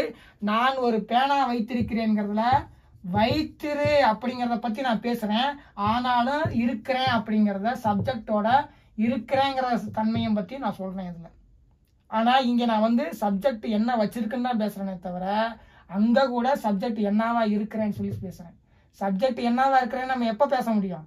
நான் ஒரு மாணவரா இருக்கேன், நான் கோபமா இருக்கேன், நான் ஒரு பாடகரா இருக்கேன், நான் ஒரு கிளர்க்கா இருக்கேன், நான் ஒரு வக்கீலா இருக்கேன், இதுதான் சப்ஜெக்டோட இருக்கிற தன்மை. ஆனா வச்சிருக்கேங்கன்னு சொல்லும் போதும் அப்பயும் நம்ம வந்து நம்ம தமிழ் லாங்குவேஜ் இதை இதை பற்றி பேசுது. அப்பவும் சப்ஜெக்டோட இருக்கிற தன்மையை பேசுது. ஆனால் இந்த இடத்துல சப்ஜெக்டோட இருக்கிற தன்மை ஆங்கிலத்தை பொறுத்த வரைக்கும் தேவை கிடையாது. ஏன்னா சப்ஜெக்டோட இருக்கிற தன்மையை பேசல, சப்ஜெக்ட் என்ன ஓன் பண்ணுது, என்ன பொசஸ் பண்ணுது, என்ன ஹேவ் பண்ணுது, அதை பற்றி பேசுகிறோம். அங்கே எதுக்கு நம்ம தேவையில்லாம சப்ஜெக்டோட இருக்கிற தன்மையை பற்றி பேசணும்? நம்ம சப்ஜெக்டோட வச்சிருக்கிற அந்த செயலை பற்றி பேசினாவே போதும். I have a pen. Okay, சப்ஜெக்டோட இருக்கிற தன்மையை இங்கே பற்றி பேசலை, சப்ஜெக்ட் என்ன ஹேவ் பண்ணுதுன்னு சொல்லி பேசுகிறேன். ஓகே, உங்களுக்கு ரொம்ப தெளிவாக புரிஞ்சிருக்கும்னு நினைக்கிறேன். ஏன்னா நம்ம தமிழ் லாங்குவேஜில் இதற்கான ஒரு நம்ம அப்படி யூஸ் பண்ணிட்டு திடீர்னு இப்படி ரொம்பவும் 3 விஷயத்தையும் ரொம்பவும் அக்யூரேட்டாக வேறுபடுத்தி பார்க்கக்கூடிய ஆங்கில மொழியை பார்க்கும்போது நமக்கு அந்த சந்தேகங்கள் வரத்தான் செய்யும். ஓகே, என்கிட்ட ஒரு ஃபோன் இருக்கு. இதை நம்ம ஆங்கிலத்தில் எப்படி சொல்றோம்? I have a phone. நான் என்ன பொசஸ் பண்றேன்னு தான் சொல்றேன். இருக்குங்கிறதுக்காக நான் என் பி போல நான் ஐ ஆம் எ ஃபோன்னு போட்டேன் அப்படின்னா நான் தான் ஃபோனாவே இருக்கிறேன்னு சொல்லி மாறிடுவேன். நான் ஃபோனான்னு கேட்டால் நான் ஃபோன் கிடையாது. ஓகே, ஸோ அது இங்கே இருக்குன்னு சொல்லிட்டு அப்போ இங்கே இருக்கு தானே போடணும், அப்போ பீவருக்கு தானே போடணும்னு சொல்லி பேசக்கூடாது, அப்படி யோசிக்கக்கூடாது. நம்ம இந்த சென்டென்ஸ்ல ஆக்சுவலா தூய தமிழ் படி பார்த்தோம்னா என்ன அர்த்தம்? நான் ஒரு தொலைபேசி வைத்து இருக்கிறேன்னு தான் அர்த்தமே தவிர என்கிட்ட ஃபோன் இருக்குன்னு சொல்லி நம்ம என்ன பேசுறோம்? ஃபோன் இருக்கிற லொக்கேஷன் தான் நான். ஃபோன் இருக்கு, அது எங்க இருக்குன்னா என்கிட்ட இருக்கு. ஸோ ஃபோன் இருக்கிற லொக்கேஷன் தான் நான். ஆனால் இங்கே அதை நம்ம என்ன பண்ணுறோம் அப்படின்னா, நான் சப்ஜெக்டை சொல்லும்போது நான் வச்சிருக்கிறேன், என்ன வச்சிருக்கிறேன்? ஃபோன் வைத்திருக்கிறேன். ஓகே, ஆங்கிலம் எப்படி ஃபங்க்ஷன் ஆகுதுன்னா சப்ஜெக்ட் என்ன பொசஸ் பண்ணுதுன்னு சொல்லுது. இங்கே ஒரு ஃபோன் இருக்கு, ஒரு ஃபோன் என்கிட்ட ஒரு ஃபோன் இருக்குன்னா ஒரு ஃபோன் இருக்கு. இதை தெளிவாக எழுதணும் அப்படின்னா இப்போ உங்களுக்கு தெளிவாக தெரியும். நம்ம சப்ஜெக்டை பற்றி நான் ஃபோன் வச்சிருக்கிறத பற்றி பேசும்போது என்கிட்ட ஒரு ஃபோன் இருக்கு அப்படின்னு சொல்லும்போது நம்ம எல்லாரும் என்ன நினச்சிக்கிறோம்? பொதுவாக நான் தான் ஒரு ஃபோன் வச்சிருக்கேன், அதை பற்றி பேசுகிறேன் அப்படின்னு சொல்லி இந்த சென்டென்ஸ் அதைத்தான் சொல்லுதுன்னு சொல்லி நினைக்கிறோம். ஆக்சுவலாக இந்த சென்டென்ஸ் அதை சொல்லலை. இந்த சென்டென்ஸ் எதை சொல்லுதுன்னா, ஒரு ஃபோன் இருக்கு, அந்த ஃபோன் இருக்கிற லொக்கேஷன் யாருன்னா நான், என்கிட்ட அந்த ஃபோன் இருக்கிற லொக்கேஷன் வேணும்னா நான். ஸோ ஃபோன் இருக்கிற இடத்த பற்றி தான் பேசுதே தவிர சப்ஜெக்ட் ஃபோனை வச்சிருக்குன்னு சொல்லி பேசலை. சப்ஜெக்ட் ஃபோனை வச்சிருக்கு அப்படின்னு சொல்லி சொல்லணும்னா அதுக்கு தூய தமிழ் என்ன அப்படின்னா, நான் ஒரு தொலைபேசி வைத்து இருக்கிறேன். அதுதான் தொலைபேசி வைத்திருக்கிறேன். ஸோ அந்த வச்சிருக்கிறேன்னு சொல்லி பேசும்போது தான் சப்ஜெக்ட் என்ன பொசஸ் பண்ணுதுன்னு சொல்லி பேசுறோம். ஆனா இந்த மாதிரி ஒரு ஃபோன் என்கிட்ட இருக்குன்னு சொல்லி பேசும்போது ஃபோனோட லொக்கேஷனை பத்தி பேசுறோம். அந்த ஃபோன் எந்த லொக்கேஷன்ல இருக்குன்னு சொல்லி பேசுறோம். ஓகே, ஆனா நம்ம இப்படி என்ன நினைச்சுக்கிறோம்னா, என்கிட்ட ஒரு ஃபோன் இருக்குன்னு சொல்லி பேசும்போது நான் தான் ஒரு ஃபோன் வச்சிருக்கேன், ஸோ சப்ஜெக்டான என்னை பற்றி தான் பேசுகிறோம் அப்படின்னு சொல்லி நம்ம நினச்சிக்கிறோம். அதனால தான் காரில் லைட் இருக்குங்கிறத நம்ம என்ன நினச்சிக்கிறோம்னா, காரு லைட்டை வச்சிருக்குன்னு சொல்லி நம்ம தமிழ் அந்த மாதிரி மீனிங் எடுத்துக்கிறோம். அப்போ ஒரு கார் வச்சிருக்கிற விஷயத்தை பற்றி பேசும்போது ஆங்கிலம் என்ன சொல்லுதுன்னா, ஹேவ் தான் யூஸ் பண்ணோம். This car has a light. அதே அந்த லைட்டோட இடத்த பற்றி பேசுகிற அப்படின்னு சொல்லி சொன்னால், there is a light in the car அப்படின்னு பேசுங்க. இடத்த பற்றி பேசுகிறீங்களா இல்லை கார் என்ன வச்சிருக்குங்கிறத பற்றி பேசுகிறீங்களா அப்படின்னு நீங்கள் தான் டிசைட் பண்ணிக்கணும், நான் எதை பற்றி பேச விரும்புகிறேன் அப்படின்னு சொல்லி. ஓகே, உங்களுக்கு தெளிவாக புரிஞ்சிருக்கும்னு சொல்லி நினைக்கிறேன். ஸோ ஏன் பீனுக்கு அடுத்து நீங்கள் ஹெட்டேக் போடக்கூடாதுன்னா, அப்படி போட்டீங்கன்னா அதாவது ஒரு பி வெர்புக்கு அடுத்து என்ன நவுன் போட்டீங்கன்னா, பி வெர்புக்கு அடுத்து என்ன நவுன் போட்டாலும் சப்ஜெக்ட் அதுவா இருக்கு அப்படின்னு சொல்லி அர்த்தமாயிடும். இப்போ ஐ ஆம் அ மார்க்கர் அப்படின்னு சொல்லி சொன்னோம்னா நான் தான் மார்க்கர்னு ஆயிடுவேன். நான் மார்க்கரான்னு கேட்டால் நான் மார்க்கர் கிடையாது. ஓகே, ஐ ஆம் அ மார்க்கர் அப்படின்னு சொல்லும்போது நான் மார்க்கரா மாறிடுவேன். நான் மார்க்கரான்னு கேட்டா நான் மார்க்கர் கிடையாது, நான் ஒரு மனிதன். ஓகே, அதனாலதான் நான் என்ன சொல்றேன் அப்படின்னா ஐ ஹேவ் எ மார்க்கர்னு சொல்றேன். ஐ ஹேவ் எ மார்க்கர்னா நான் ஒரு மார்க்கர் வைத்திருக்கிறேன். அதனாலதான் this car has a light, இந்த கார் ஒரு லைட் வைத்திருக்கிறது. தூய தமிழ்ல டிரான்ஸ்லேட் பண்ணா. எப்பவுமே தமிழுக்கு ஆங்கிலத்தை படிக்காதீங்க. நீங்க கடைசி வரைக்கும் ஆங்கிலம் படிச்சுக்கிட்டே தான் இருப்பீங்க. அப்படி படிச்சீங்கன்னா ஆங்கிலத்துல பி வேற, ஹேவ் வேற, டூ வேற. இது மூணுமே வித்தியாசமான வெர்புகள். ஆங்கிலத்துல கிடையாது, தமிழ்லயே அது வேறதான். ஏன்னா பீனா இருக்கிற தன்மையை பத்தி பேசுறோம், ஒரு சப்ஜெக்டோட இருக்கிற தன்மையை பத்தி பேசுறோம். ஹேவ்னா சப்ஜெக்ட் என்ன ஓன் பண்ணுது, என்ன பொசஸ் பண்ணுது, என்ன ஹேவ் பண்ணுது, என்ன வச்சிருக்குங்கிறத பத்தி பேசுறோம். டூனா சப்ஜெக்ட் என்ன செய்யுதுங்கிறத பத்தி பேசுறோம். இந்த தெளிவான புரிதல் இருந்தாதான் இந்த மாதிரி தமிழ் டு ஆங்கிலம் டிரான்ஸ்லேட் பண்றதையும் நம்ம ஈஸியா தவிர்த்திட முடியும். அப்படி தமிழ் டு ஆங்கிலம் டிரான்ஸ்லேட் பண்ணும்போது என்ன பஞ்சாயத்து வச்சாது, என்ன தவறுகள் வரும் அப்படிங்கிறதையும் நம்ம ஈஸியா புரிஞ்சுக்க முடியும். ஓகே, இப்ப ஓகே, உங்களுக்கு இதுவே நல்லா தெளிவா புரிஞ்சிருக்கும் அப்படின்னு சொல்லி நினைக்கிறேன். இப்ப அடுத்த டவுட் என்ன அப்படின்னு சொல்லி பார்க்கலாம். அடுத்த டவுட் என்ன? மூணாவது கேள்வி, I have come to Mumbai. Okay, அதாவது இந்த டவுட் பொதுவா எல்லாருக்கும் இருக்கும். மூணாவது டவுட் என்ன அப்படின்னா ஐ ஹாவ், அதாவது இதை தெளிவா சொல்லணும்னா ஹேவ் கானுக்கும் ஹேவ் பீனுக்கும் உள்ள வித்தியாசம் என்ன அப்படிங்கறதான் இந்த கேள்வியோட அடிப்படை இதுதான். அப்ப நம்ம இதை எப்படி பார்க்கணும் அப்படின்னு சொல்லி பார்த்தோம்னா, நம்ம தெளிவா இந்த ஹேவ் கானுக்கும் ஹேவ் பீனுக்கும் நிறைய வித்தியாசம் இருக்கு. அதை எப்படி தெளிவா புரிஞ்சுக்கணும் அப்படின்னு சொல்லி நான் உங்களுக்கு தெளிவா சொல்லி கொடுக்குறேன். அதாவது 3 விதமான வாக்கியங்கள் இருக்கு. இந்த 3 விதமான வாக்கியங்களுக்கும் உள்ள அடிப்படை புரிதல் உங்களுக்கு தெரிஞ்சிச்சு அப்படின்னா நீங்க அழகா ஆங்கிலத்தையே அடிப்படையை ஈஸியா புரிஞ்சுக்கலாம். ஓ அப்படின்னு சொல்லி ஆக்சுவலா இதுக்கு என்ன அப்படின்னா have Khan versus have been, அந்த டைட்டில் தான் இது. அதுல வர்ற கொஸ்டின் தான் இது. அதாவது ஃபர்ஸ்ட் 3 விதமான ஒரு சென்டென்ஸை நம்ம எழுதிடுவோம். அதுக்கப்புறம் சொன்னாதான் உங்களுக்கு மீனிங் புரியும். அதனால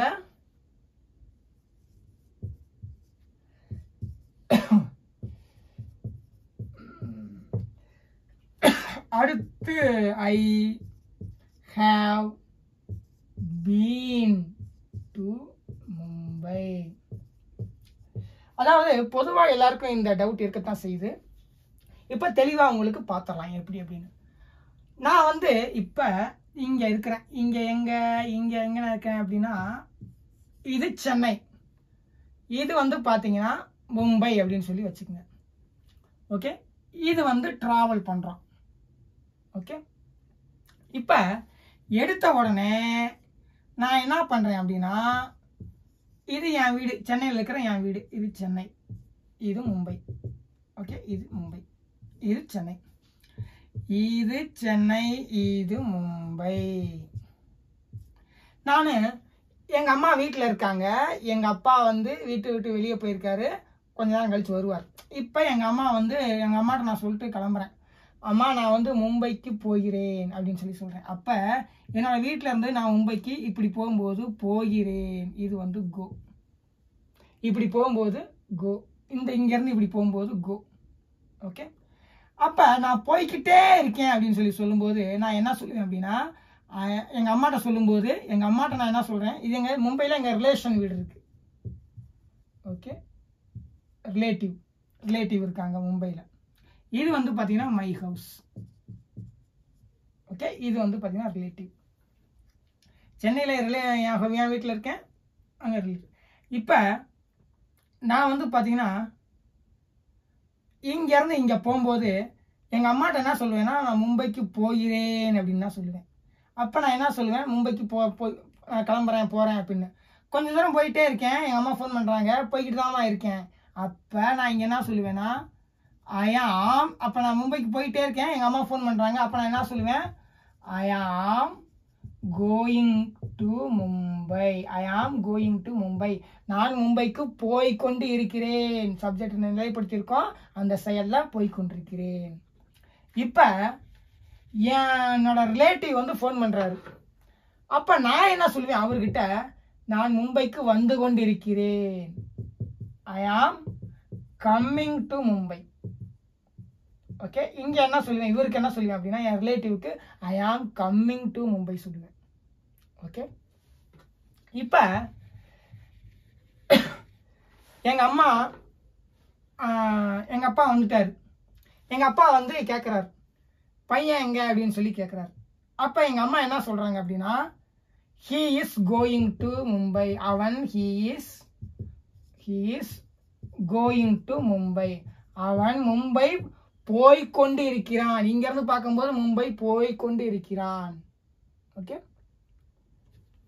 இதே அதுக்கப்புறம் எங்கள் அம்மா அதுக்கப்புறம் வந்துட்டு எங்கள் அப்பா வந்து சாப்பிட்டு மறுபடியும் வந்து அவர் கம்பெனிக்கு போயிட்டாரு, வேலைக்கு போயிட்டாருன்னு வைங்க. அதுக்கப்புறம் நான் என்ன பண்ணுறேன்? நான் மும்பைக்கு போய்கிட்டே இருக்கேன். இவ்வளோ தூரம் வந்துட்டேன், போய்கிட்டே இருக்கேன். நான் இங்கே வந்து மும்பையில் ரயில்வே ஸ்டேஷனை ரீச் பண்ணிக்கிட்டேன், தொட்டுட்டேன். அப்போ என் ரிலேட்டிவ்க்கு நான் ஃபோன் பண்ணி சொல்கிறேன். அதுக்கு முன்னாடி ஃபோன் பண்ணிட்டு இருந்தாரு, நான் ஐ ஆம் கம்மிங் டு மும்பை அப்படின்னு நான் சொல்லிகிட்டே இருந்தேன், வந்துக்கிட்டே இருக்கேன் அப்படின்னு சொல்லி. இப்போ இங்கே ரீச் பண்ண உடனே நான் என்னால் என்ன சொல்ல முடியும்னா, நான் இந்த மும்பைக்கு அவரை பொறுத்த வரைக்கும் வருதேன், மும்பைக்கு வந்துக்கிட்டு இருக்கேன் அவர் ரிலேட்டிவை பொறுத்த வரைக்கும். அப்போ நான் இங்கே வருகுதல் அப்படிங்கிற அந்த கம்மிங் அப்படிங்கிற செயலை முடிச்சிட்டேன். மும்பையை தொட்ட உடனே முடிச்சிட்டேன், வந்துட்டேன், மும்பைக்கு ரீச் ஆகிட்டேன்னா. அப்போ அவரை ரிலேட்டிவ் பொறுத்த வரைக்கும் மும்பையிலேருந்து பார்க்குற வரைக்கும் வருகிறேன் அப்படிங்கிற அந்த செயலை முடிச்சிட்டேன். அப்போ நான் என்ன சொல்ல முடியும்னா, I have come to Mumbai. அதாவது நான் மும்பைக்கு அந்த கம்மிங் அப்படிங்கிற அந்த செயலை முடிச்சிட்டேன். இது எங்கேருந்து எடுத்துருக்கோம்னா, பாஸ்ட் பார்ட்டிசிபிள் கம், காலம் காட்டாத ஆனால் செயல் முடிஞ்சு போன தன்மையுடைய. உங்களுக்கு ஏற்கனவே நிறைய இடம் சொல்லியிருக்கேன், காலம் காட்டாத செயல் முடிஞ்சு போன தன்மையுடைய கம். இந்த ஹேவ்ங்கிறது ப்ரெசண்ட்ல இருந்து எடுத்த ஹேவ். ஓகே, ப்ரெசண்ட்ல எடுத்த ஹேவ். இங்கே என்ன சொல்கிறேன் வரேன்னா, நான் ஒரு செயலை வச்சிருக்கேன், என்னன்னா வந்தேன் வருகிறேன் அப்படிங்கிற செயலை முடிச்சு வச்சிருக்கேன். எங்கே அப்படின்னா மும்பைக்கு. அப்போ நான் இங்கே ரீச் பண்ணிட்டேன். அப்போ நான் அவர்கிட்ட சொல்கிறேன், I have come to Mumbai. நான் மும்பைக்கு அந்த கம்மிங் அப்படிங்கிற அந்த செயலை முடிச்சு வச்சிருக்கேன், என்னை வந்து கூப்பிட்டு போங்க, ரயில்வே ஸ்டேஷன் வந்துட்டேன். அதை நம்ம இந்த மாதிரி சொல்லலாம், I have reached Mumbai, I reached மும்பைன்னு சொல்லலாம். ஆனால் இந்த விஷயம் உங்களுக்கு ஹேவ் கானுக்கும் ஹேவ் பீனுக்கும் வித்தியாசம் புரியணும் அப்படிங்கிறதுக்காக I have come to Mumbai, இல்லை ஐ ஹாவ் ரீச்டு மும்பை, இல்லை ஐ ரீச்டு மும்பை, அந்த மாதிரி நம்ம அவருக்கு சொல்லலாம். அப்போ I have come to Mumbai, நான் மும்பைக்கு வந்து, அதாவது அந்த செயலை செஞ்சு, வந்தேங்கிற அந்த செயலை செஞ்சு இருக்கிறேன்னு சொல்லி தமிழில் சொல்கிறோம். என்ன இங்கே ஹேவ் இருக்குது இருக்கிறேன்னு அப்படிலாம் நீங்கள் எடுத்துக்கூடாது. நம்ம முடிஞ்சு போன செயலை ஆங்கிலத்தை பொறுத்த வரைக்கும் ஹேவ் தான் பண்ண முடியும். ஓகே, அதனால நான் வந்து இருக்கிறேன்னு சொல்லும்போது இங்கே ஆம் இல்லை ஹேவ் இருக்கே அப்படின்னு சொல்லி நீங்கள் யோசிக்கக்கூடாது. தமிழுக்கு நான் மீனிங் டிரான்ஸ்லேட் பண்ணி பேசும்போது வந்து இருக்கிறேன்னு பேசுகிறேன். ஆனால் ஆங்கிலத்தில் பார்த்தீங்கன்னா முடிஞ்சு போன செயலா கம்முங்கிற அந்த செயல் இங்கே முடிஞ்சு போச்சுங்க தொட்ட உடனே. அப்போ அதான் என்னால் ஹேவ் தான் பண்ண முடியும். ஓகே, அப்போ நான் ஹேவ் பண்ணுறேன். அப்போ நான் அவர்கிட்ட சொல்கிறேன், I have come to Mumbai. அதுக்கப்புறம் எங்கள் அப்பா வந்து அதுக்கப்புறம் அவர் வந்து கூப்பிட்டு போகிறார். ஓகே, இங்கே எங்கள் அப்பா வர்றாரு. எங்கள் அப்பா வந்து என்கிட்ட கேட்குறாரு, சரி எங்கள் அம்மாட்ட கேட்குறாரு, என்ன அவன் போயிட்டானா, மும்பைக்கு போயிட்டானா அப்படின்னு சொல்லும்போது, அப்போ எங்கள் அப்பா கிட்ட எங்கள் அம்மா என்ன சொல்கிறாங்கன்னா, அவன் he has gone to Mumbai. Okay, அவன் மும்பைக்கு போயிருக்கிறான். எங்கள் அம்மா வந்து எங்கள் அப்பா முதல் தடவை கேட்கும் போதே அந்த மாதிரி சொல்லலாம், அவன் மும்பைக்கு போய் இருக்கிறான் அப்படின்னு சொல்லலாம், இல்லை அவன் மும்பைக்கு போய் கொண்டிருக்கிறான் அப்படின்னு சொல்லலாம். ஆனால் ஹேஸ் கான் டு மும்பைங்கிறது எக்ஸாக்டாக எதை சொல்லும் அப்படின்னா, ஒருவேளை நான் வந்து போய்கிட்டு இருக்கேன் அப்படின்னா ஐ ஆம் கோயிங் தான் சொல்லுவோம். ஐ ஆம் கோயிங் தான் என்னால் சொல்ல முடியும், ஏன்னா நான் ட்ராவலில் இருக்கேன், ஆன் த வேல இருக்கேன். அதே நேரத்தில் நான் மும்பையை ரீச் பண்ணிட்டேன் அப்படின்னா இந்த கோயிங் அப்படிங்கிற அந்த செயல் வந்து கம்ப்ளீட் ஆயிடுச்சு. அப்போ பாஸ்ட் பார்ட்டிசிபிள் ஆயிடுச்சு, செயல் முடிஞ்சு அந்த முடிஞ்ச தன்மையை நான் வச்சிருக்கேன். அப்போ எங்கள் அம்மா என்ன சொல்கிறாங்கன்னா, சாயங்காலம் நான் வந்து மும்பை போயிட்டேன், அவள் ஃப்ளைட்டில் வந்து ஏறி வந்து ஒரு போயிட்டேன். ஓகே, அப்போ நான் இங்கே மும்பையை தொட்ட உடனே என்ன ஆயிடுதுன்னா நான் வந்து மும்பை போதல் அப்படிங்கிற அந்த செயலை செஞ்சு முடிச்சிட்டேன். அப்போ எங்கள் அம்மா என்ன சொல்கிறாங்கன்னா, he has gone to Mumbai, அவன் மும்பைக்கு போய் இருக்கிறான். நான் மும்பைக்கு போய், அதாவது மும்பைக்கு இந்த கான் அப்படிங்கிற அந்த கோ அப்படிங்கிற செயலை போய் அங்கே இருக்கிறேன், மும்பையில் இருக்கிறேன். அந்த போதல் அப்படிங்கிற அந்த செயலை முடிச்சுட்டு மும்பையில் இருக்கிறேன். நான் என்ன ஏற்கனவே சொன்னேன், ஹேவ் ஸ்டடிட், ஐ ஹேவ் ஸ்டடிட்ல படித்து அப்புறம் இருக்கிறேன். அப்போ இங்கே செல்லுதல், அதாவது கோனா போ இல்லைன்னா செல்லுன்னு 2 மீனிங் இருக்கு. செல்லுதல் அப்படிங்கிற அந்த செயலை முடிச்சுட்டு அப்புறம் மும்பையில் இருக்கிறேன், அதுதான் he has gone to Mumbai. I have, அப்போ நான் இங்கே என்ன சொல்லலாம் அப்படின்னா, நான் மும்பையில் இன்னொருத்தருக்கு ஃபோன் பண்ணுறேன், ஃபோன் பண்ணி எங்கப்பா இருக்க அப்படின்னு சொல்லி கேட்குறாரு, I have come to Mumbai. அப்போ மும்பைக்கு நான் வந்தேன் அப்படிங்கிற அந்த செயலை முடிச்சுட்டு இருக்கேன், நான் மும்பைக்கு வந்து இருக்கிறேன். இதே சென்னையிலேருந்து ஒருத்தர் ஃபோன் பண்ணுறாரு, ஃபோன் பண்ணி என் ஃப்ரெண்டு ஒருத்தன் ஃபோன் பண்ணுறான், எங்கடா மச்சான் இருக்க அப்படின்னு சொல்லி சொல்லும்போது அப்போ நான் அவனுக்கு சொல்லலாம், I have gone to Mumbai, நான் மும்பைக்கு போய் இருக்கிறேன். ஆனால் பொதுவாக நம்ம தமிழில் மீனிங்கில் என்ன சொல்கிறோம், நான் மும்பைக்கு வந்து இருக்கிறேன். வந்து மும்பைக்கு இங்கேருந்து சொல்லும்போது மும்பைக்கு வந்து இருக்கிறேன். ஓகே, எங்கள் அம்மாட்ட வந்து என் ஃப்ரெண்டு கேட்குறான், அப்பா எங்கள் அம்மா அவங்ககிட்ட என்ன சொல்லலாம்னா, அவன் மும்பைக்கு போய் இருக்கிறான், போடுங்கிற அந்த செயலை முடித்து மும்பையில் இருக்கிறான், he has gone to Mumbai.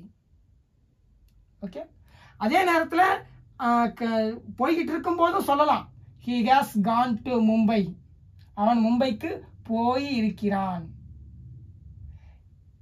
he is going to மும்பைன்னு சொல்லலாம், அவன் மும்பைக்கு போய் கொண்டிருக்கிறான்னு சொல்லலாம். he has gone to மும்பைன்னு சொல்லலாம். ஏன்னா மும்பைக்கு, ஏன்னா நான் வந்து எந்த சூழ்நிலையில் நான் வந்து போய்கிட்டு இருக்கேன்னு அவங்களுக்கு தெரியாது. நான் வந்து பாதி தூரம் போய்கிட்டு இருக்கலாம், இல்லை வந்து மும்பையை ரீச் கூட பண்ணியிருக்கலாம். அதனால அந்த சூழ்நிலையில் அவங்க வந்து என் ஃப்ரெண்டுக்கிட்ட he has gone to Mumbai, அவன் மும்பைக்கு போய் இருக்கிறான். அப்போ இதில் நீங்கள் தெரிஞ்சுக்க வேண்டியது என்னன்னா, நான் மும்பைக்கு செல்லுதல் அப்படிங்கிற சென்று இருக்கிறேன், மும்பைக்கு செல்லுதல்ங்கிற அந்த செயலை முடிச்சுட்டு மும்பையில் இருக்கிறேன். ஓகே, அந்த செயலை முடிச்சுட்டு மும்பையில் இருக்கிறேன். இங்கே வருதல்ங்கிற அந்த செயலை முடிச்சுட்டு மும்பையில் இருக்கிறேன். Okay, I have come to Mumbai, ஏன்னா டு மும்பை, அப்போ மும்பையில் இருக்கிறேன். அப்போ இந்த ரெண்டும் என்ன சொல்லுது அப்படின்னா, செயலை முடிச்சுட்டு போதல் வருதல் இந்த மாதிரி செயலை முடிச்சுட்டு மும்பையில் இருக்கிறேன்னு சொல்லுது. ஓகே, ஆனால் இந்த பீன் டு என்ன சொல்லுது அப்படின்னு சொல்லி பார்த்தோம்னா, இந்த பீன் வந்து எங்க இருந்து எடுத்ததுன்னா, பாஸ்ட் பார்ட்டிசிபிள்ல இருக்கிற அந்த பீன், அதாவது செயல் முடிஞ்சு போன காலம் காட்டாத தன்மையுடைய பீன் இருந்தேன் அப்படிங்கிறதுக்கானது. இதுல செயல் வந்து பாத்தீங்கன்னா முடிஞ்சு போச்சு, கம்ப்ளீட்டட், காலம் இருக்கானா கிடையாது. அதனால ஐ ஹாவ் பீன் டு மும்பையில் நான் வந்து என்ன சொல்றேன் அப்படின்னா, சென்னையில் இருந்துகிட்டே நான் என்ன சொல்றேன் அப்படின்னா, சென்னையில் இருந்துகிட்டே என்னால் சொல்ல முடியும். ஏன் அப்படின்னா, இந்த பீன் அப்படிங்கிற செயல் வந்து பார்த்தீங்கன்னா முடிஞ்சு போச்சு, நான் இருந்தேன் அப்படிங்கிற செயல் முடிஞ்சு போச்சு.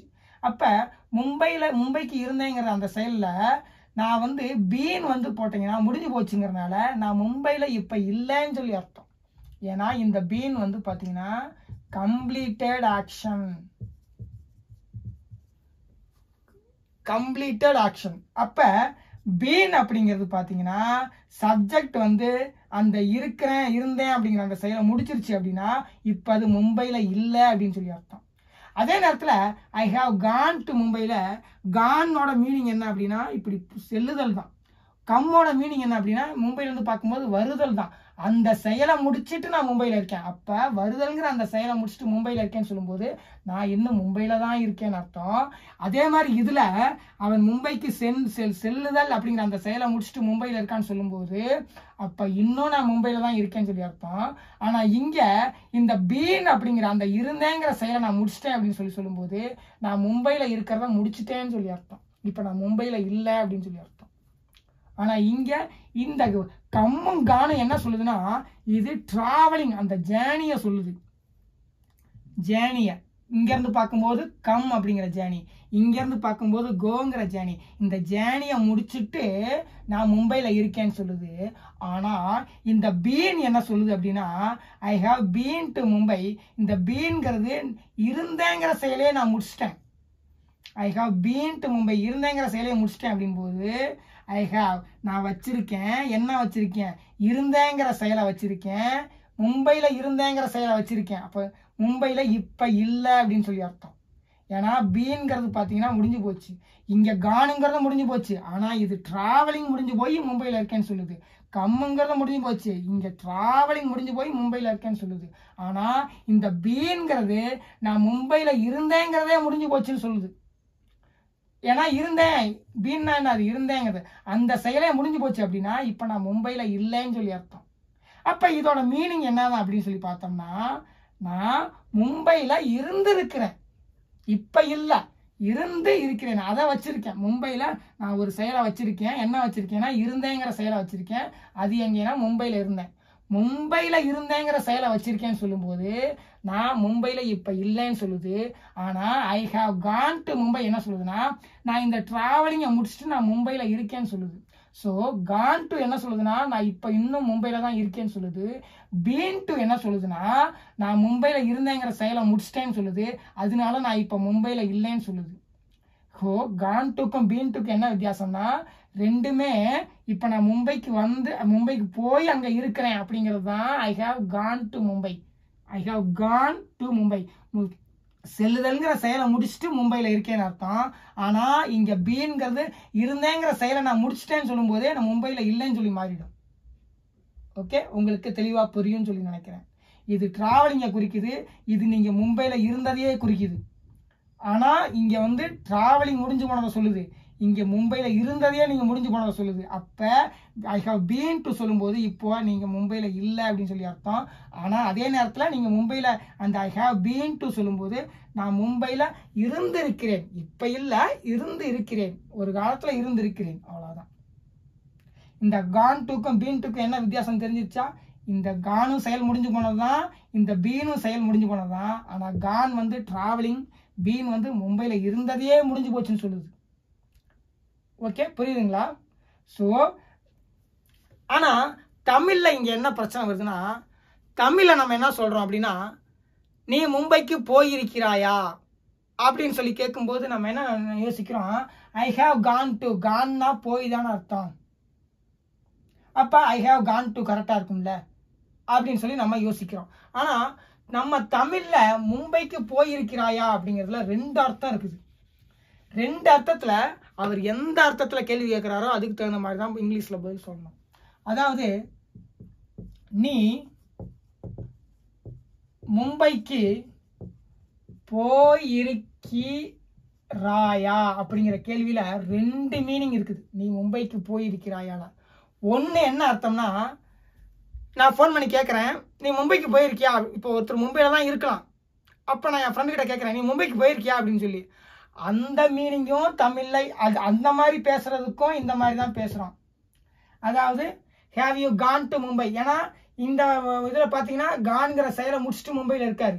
அப்போ நம்ம என்ன நினைக்கிறோம், அப்போ முடிச்சுட்டு மும்பையில் இருக்கார்ல, அப்போ மும்பைக்கு போயிருக்கார். அப்போ இந்த கேள்வி கரெக்டாக தான் இருக்கும். இந்த கேள்வி கரெக்டு.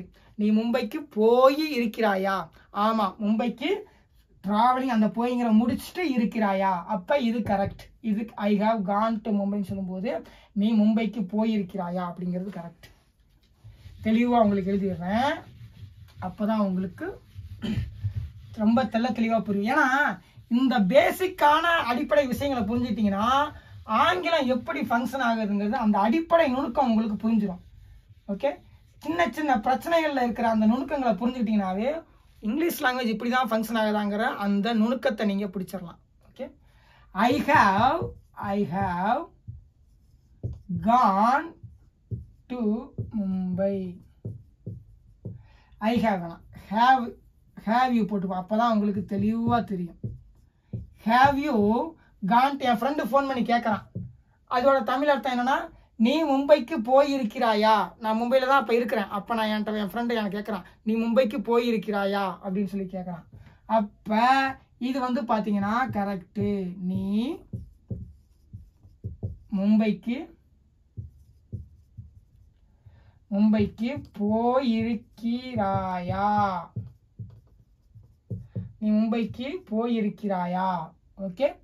அதே அப்ப நான் மும்பையில தான் போய் இருக்கேன், மும்பையில தான் போய் அப்புறம் இருக்கிறேன் மும்பையில. அப்ப இந்த கேள்வி கரெக்ட் தான். எஸ் அப்படின்னு சொல்லி சொல்றேன். எஸ், நான் வந்து ஐ ஹாவ் கம் டு மும்பைன்னு சொல்லலாம், இல்லைன்னா ஐ ஹாவ் கான் டு மும்பைன்னு சொல்லலாம். ஆமா, நான் மும்பைக்கு போயிருக்கேன். ஓகே. ஆனா இதே கேள்வியை தமிழ்ல இன்னொரு விஷயத்துக்கும் கேட்கிறோம். இது ஒரு அர்த்தம் வந்து என்னது, இது வந்து ஃபர்ஸ்ட் அர்த்தம். ரெண்டாவது அர்த்தத்துக்கும் நம்ம இதையே தான் கேட்கிறோம், தமிழ்ல இதே தான் கேட்கிறோம். என்னன்னா, நீ மும்பைக்கு போயிருக்கியா அப்படின்னு சொல்லும்போது, மும்பைக்கு இப்ப நீ போயிருக்கியான்னு சொல்லி அர்த்தம் கிடையாது. ஏற்கனவே இதுக்கு முன்னாடிலாம் போயிருக்கியா அப்படின்னு சொல்லி அர்த்தம். நீ சென்னைக்கெல்லாம் போயிருக்கியா? அப்பவும் தமிழ்ல நம்ம இந்த மாதிரி பேசுறோம் அப்படின்னா, இந்த மாதிரி போயிருக்கியான்னு சொல்லி தான் நம்ம பேசுறோம். ஆக்சுவலா ஆங்கிலத்துல இவங்க இதை எப்படி அணுகுறாங்க அப்படின்னா, ஏன்னா மும்பைக்கு போயிருக்கியான்னு சொல்லி சொல்லும்போது, போனேன் அப்படிங்கிற அந்த செயலை முடிச்சுட்டு நான் மும்பையில இருக்கேன் அப்படிங்கிற மீனிங்கை கொடுக்குது. அதனாலதான் அவங்க என்ன பண்றாங்க அப்படின்னா, நீ மும்பைக்கெல்லாம் போயிருக்கியா, இதுக்கு முன்னாடி மும்பைக்கெல்லாம் போயிருக்கியா அப்படின்னு சொல்லி கேட்கும்போது, அவங்க இப்போ என் ஃப்ரெண்டு வந்து நானும் அவனும் சென்னையில் தான் இருக்கோம், அவனை பார்த்து நான் கேள்வி கேட்குறேன், நீ மும்பைக்கு போயிருக்கியா அப்படின்னு சொல்லி கேட்குறேன். இங்கே தமிழில் இந்த மாதிரி ஓகே, அவன் என் ஃப்ரெண்டு மும்பையில் இருந்தாலும் கூட நான் அவனுக்கு ஃபோன் பண்ணி நீ மும்பைக்கு போயிருக்கியா அப்படின்னு சொல்லி கேட்கலாம். இங்கே நேரில் இருக்கும்போது கூட நீ மும்பைக்கு போயிருக்கியா அப்படின்னு சொல்லி கேட்கலாம். தமிழில் இந்த மாதிரி ஓகே பேசுறது. ஆனால் ஆங்கிலம் என்ன சொல்லுதுன்னா, மும்பைக்கு போயிருக்கான்னு சொல்லும்போது அவர் வந்து மும்பையில தான் இப்ப இருக்காருன்னா, போனேங்கிற அந்த செயலை முடிச்சுட்டு மும்பையில இருக்காருன்னா நீங்க வந்து இந்த மாதிரி கேட்கணும். ஆனா அவர் வந்து இப்ப மும்பையில இல்ல, இப்ப உங்க முன்னாடி தான் இருக்கிறார். அப்ப நீங்க அவரை கேட்கும்போது எப்படி கேட்கணும் அப்படின்னு சொல்லி சொல்றதுன்னா, have you been to Mumbai அப்படின்னு சொல்லி கேட்கணும் அப்படின்னு சொல்லி ஆங்கிலம் சொல்லுது. ஏன் அப்படின்னா, கான் சொல்லும் போது அவர் இன்னும் மும்பையில தான் இருக்காரு, அந்த போனேங்கிற அந்த செயலை முடிச்சுட்டு மும்பையில தான் இருக்காருங்கிற மீனிங் கொடுத்துருவோம். ஆனா இவன் என் நேர்ல இருக்கான், என் ஃப்ரெண்டை நேர்ல இருக்கவன் பார்த்து நான் கேட்கறேன்.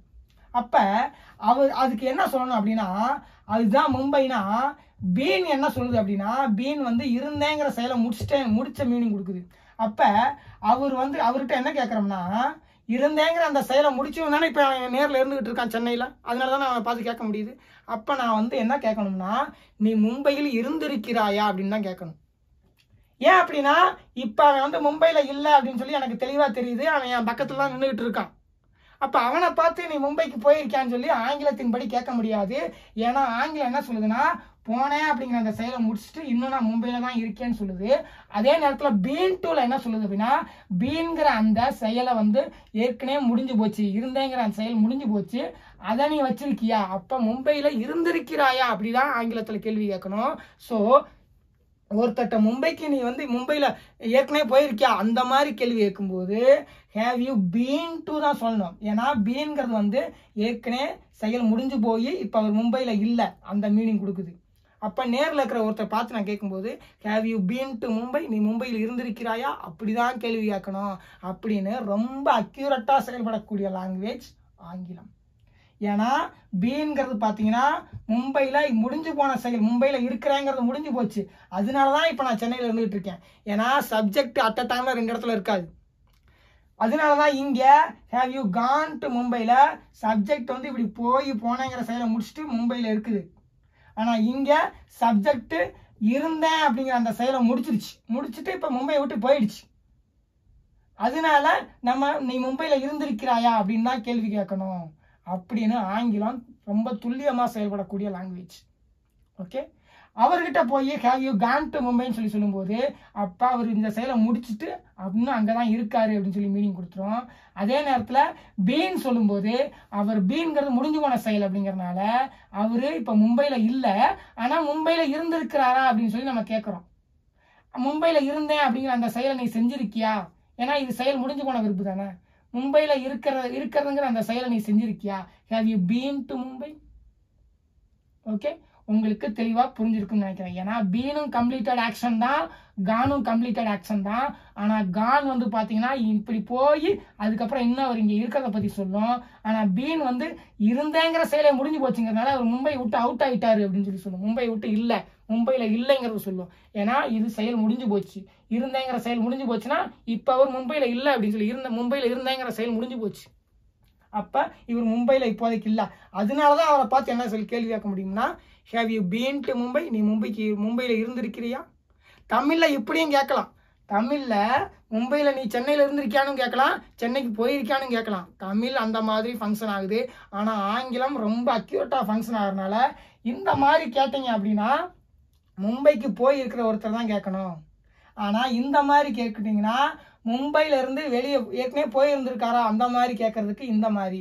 ஏன்னா மும்பையில இல்லாத ஒருத்தரை தான் கேட்கணும். இந்த மாதிரி இங்க நேரில் இருக்கிற போது கூட நான் கேட்கலாம், have you been to Mumbai, நீ மும்பையில் இருந்திருக்கிறாயா? ஓகே, ஏன்னா அந்த பீன்கிற செயல் முடிஞ்சு போய் இப்ப நேரில் நின்றுட்டு இருக்காரு என்கிட்ட. அதனாலதான். இல்ல ஒருத்தர் வந்து பாத்தீங்கன்னா ஒருத்தர் மதுரையில கூட இருக்கலாம், கோயம்புத்தூர்ல கூட இருக்கலாம். ஆனா மும்பையில அவர் இல்லைன்னு சொல்லி எனக்கு தெரியுது. ஏன்னா மும்பையில இருந்தேங்கிற செயலை அவர் முடிச்சிட்டாரு. அதனால நான் மதுரையில் இருக்கிற ஒருத்தரை பார்த்து கேட்கறேன் போன்ல, have you been to Mumbai, நீ மும்பையில் இருந்திருக்கிறாயா? ஏன்னா இப்ப அவர் மதுரையில தான் இருக்கான்னு தெரியும். ஏன்னா மும்பையில இருந்த பீன்கிற செயலை அவர் முடிச்சிட்டாரு. அதனாலதான் have you been to Mumbai. Okay, உங்களுக்கு தெளிவா இப்ப புரிஞ்சிருக்கும்னு நினைக்கிறேன். ஹேவ் யூ கானுக்கும் ஹேவ் யூ பீனுக்கும். ஏன்னா இப்படி தெளிவா போட்டாதான் உங்களுக்கு புரியும். கானுங்கிற செயல் முடிஞ்சு மும்பையில இருக்கேன், பீன்கிற அந்த இருந்தேங்கிற செயல் முடிஞ்சு போச்சுங்கிறனால மும்பை விட்டு நான் வெளியே போயிட்டேன்னு சொல்லி அர்த்தம். மும்பையில நான் இப்ப இல்லை அப்படின்னு சொல்லி அர்த்தம். ஏன்னா பீன்கிற அந்த இருந்தேங்கிற செயல் முடிஞ்சு போச்சு. அப்ப மும்பையில நான் இப்ப இல்லைன்னு சொல்லி அர்த்தம். ஓகே ஓகே, அடுத்து 4வது கேள்வி என்ன அப்படின்னு சொல்லி பார்க்க போறோம். 4வது கேள்வி என்ன? டிஃபரன்ஸ். சரி, 4வது கேள்வியா டின்னர் பத்தி பார்த்துருவோம். அதுக்கப்புறம் அந்த டிஃபரன்ஸ் பார்ப்போம். அதாவது 4வது கேள்வி, ஐ ஆம் ஹேவிங் டின்னர் அப்படின்னு நான் சொல்லியிருந்தேன். ஐ ஆம் ஹேவிங் டின்னர்னு வந்து கிளாஸ் எடுக்கும்போது ஒரு எக்ஸாம்பிளுக்கு சொல்லியிருந்தேன். அப்ப மென்டல் ஆக்டிவிட்டி ஹேவிங் இதெல்லாம் வந்து ஒரு மென்டல் ஆக்டிவிட்டி தான். ஹேவ் இதெல்லாம் ஒரு ப்ரொசஸ் பண்றதை நான் வச்சிருக்கேங்கிறதும், ஏன்னா பேனா இங்க இருக்கு அதை நான் ப்ரொசஸ் பண்றேன். ஓகே, அது ஒரு மென்டல் ஆக்டிவிட்டி மாதிரி நம்ம சொல்றோம் அப்படின்னு சொல்றோம். அப்ப அதை எப்படி நீங்க வந்து நான் இதுக்கு அர்த்தம் என்ன சொல்லியிருந்தேன்னா, நான் இரவு உணவு சாப்பிட்டு கொண்டிருக்கிறேன் அர்த்தம். ஹேவிங்க நீங்க எப்படி ஐஎன்ஜி வெர்பு போட்டு சொல்றீங்க அப்படின்னு சொல்லி கேட்டிருந்தார். ஓகே, இங்கதான் நம்ம வந்து தெளிவா தெரிஞ்சுக்கணும். ஏன்னா நான் பேனா வைத்திருக்கிறேன்னு தான் சொல்றேன், நான் பேனா வைத்துக் கொண்டிருக்கிறேன் அப்படின்னு நான் சொல்லல. பேனா வச்சிருக்கேன் சிம்பிளா தான் சொல்றேன். அப்ப எப்படி நீங்க வந்து ஐஎன்ஜி வெர்பு போட்டு இதை வந்து ஒரு சப்ஜெக்ட் அந்த செயல்ல எக்ஸாக்டா ஆக்டிவ் இருக்கிற மாதிரி ஹேவிங் எப்படி பேசுறீங்க அப்படின்னு சொல்லி கேட்டிருந்தாரு. இப்ப ஆக்சுவலா இந்த ஹேவிங்கோட இதுக்கு பின்னாடி இருக்கிற மீனிங் என்னன்னா ஈட்டிங். ஓகே, ஏன் அப்படி நான் சொல்றேன் அப்படின்னா, இப்ப ஒருத்தர் அரசியலில் குதிக்கிறார் அப்படின்னு நம்ம சொல்லும்போது, அரசியல் அப்படிங்கிறது இங்க ஏதோ அங்க இருக்கிற மாதிரியும் அதுல போய் அவர் ஜம்ப் பண்றாரு அப்படிங்கிற மாதிரியும் அர்த்தம் கிடையாது.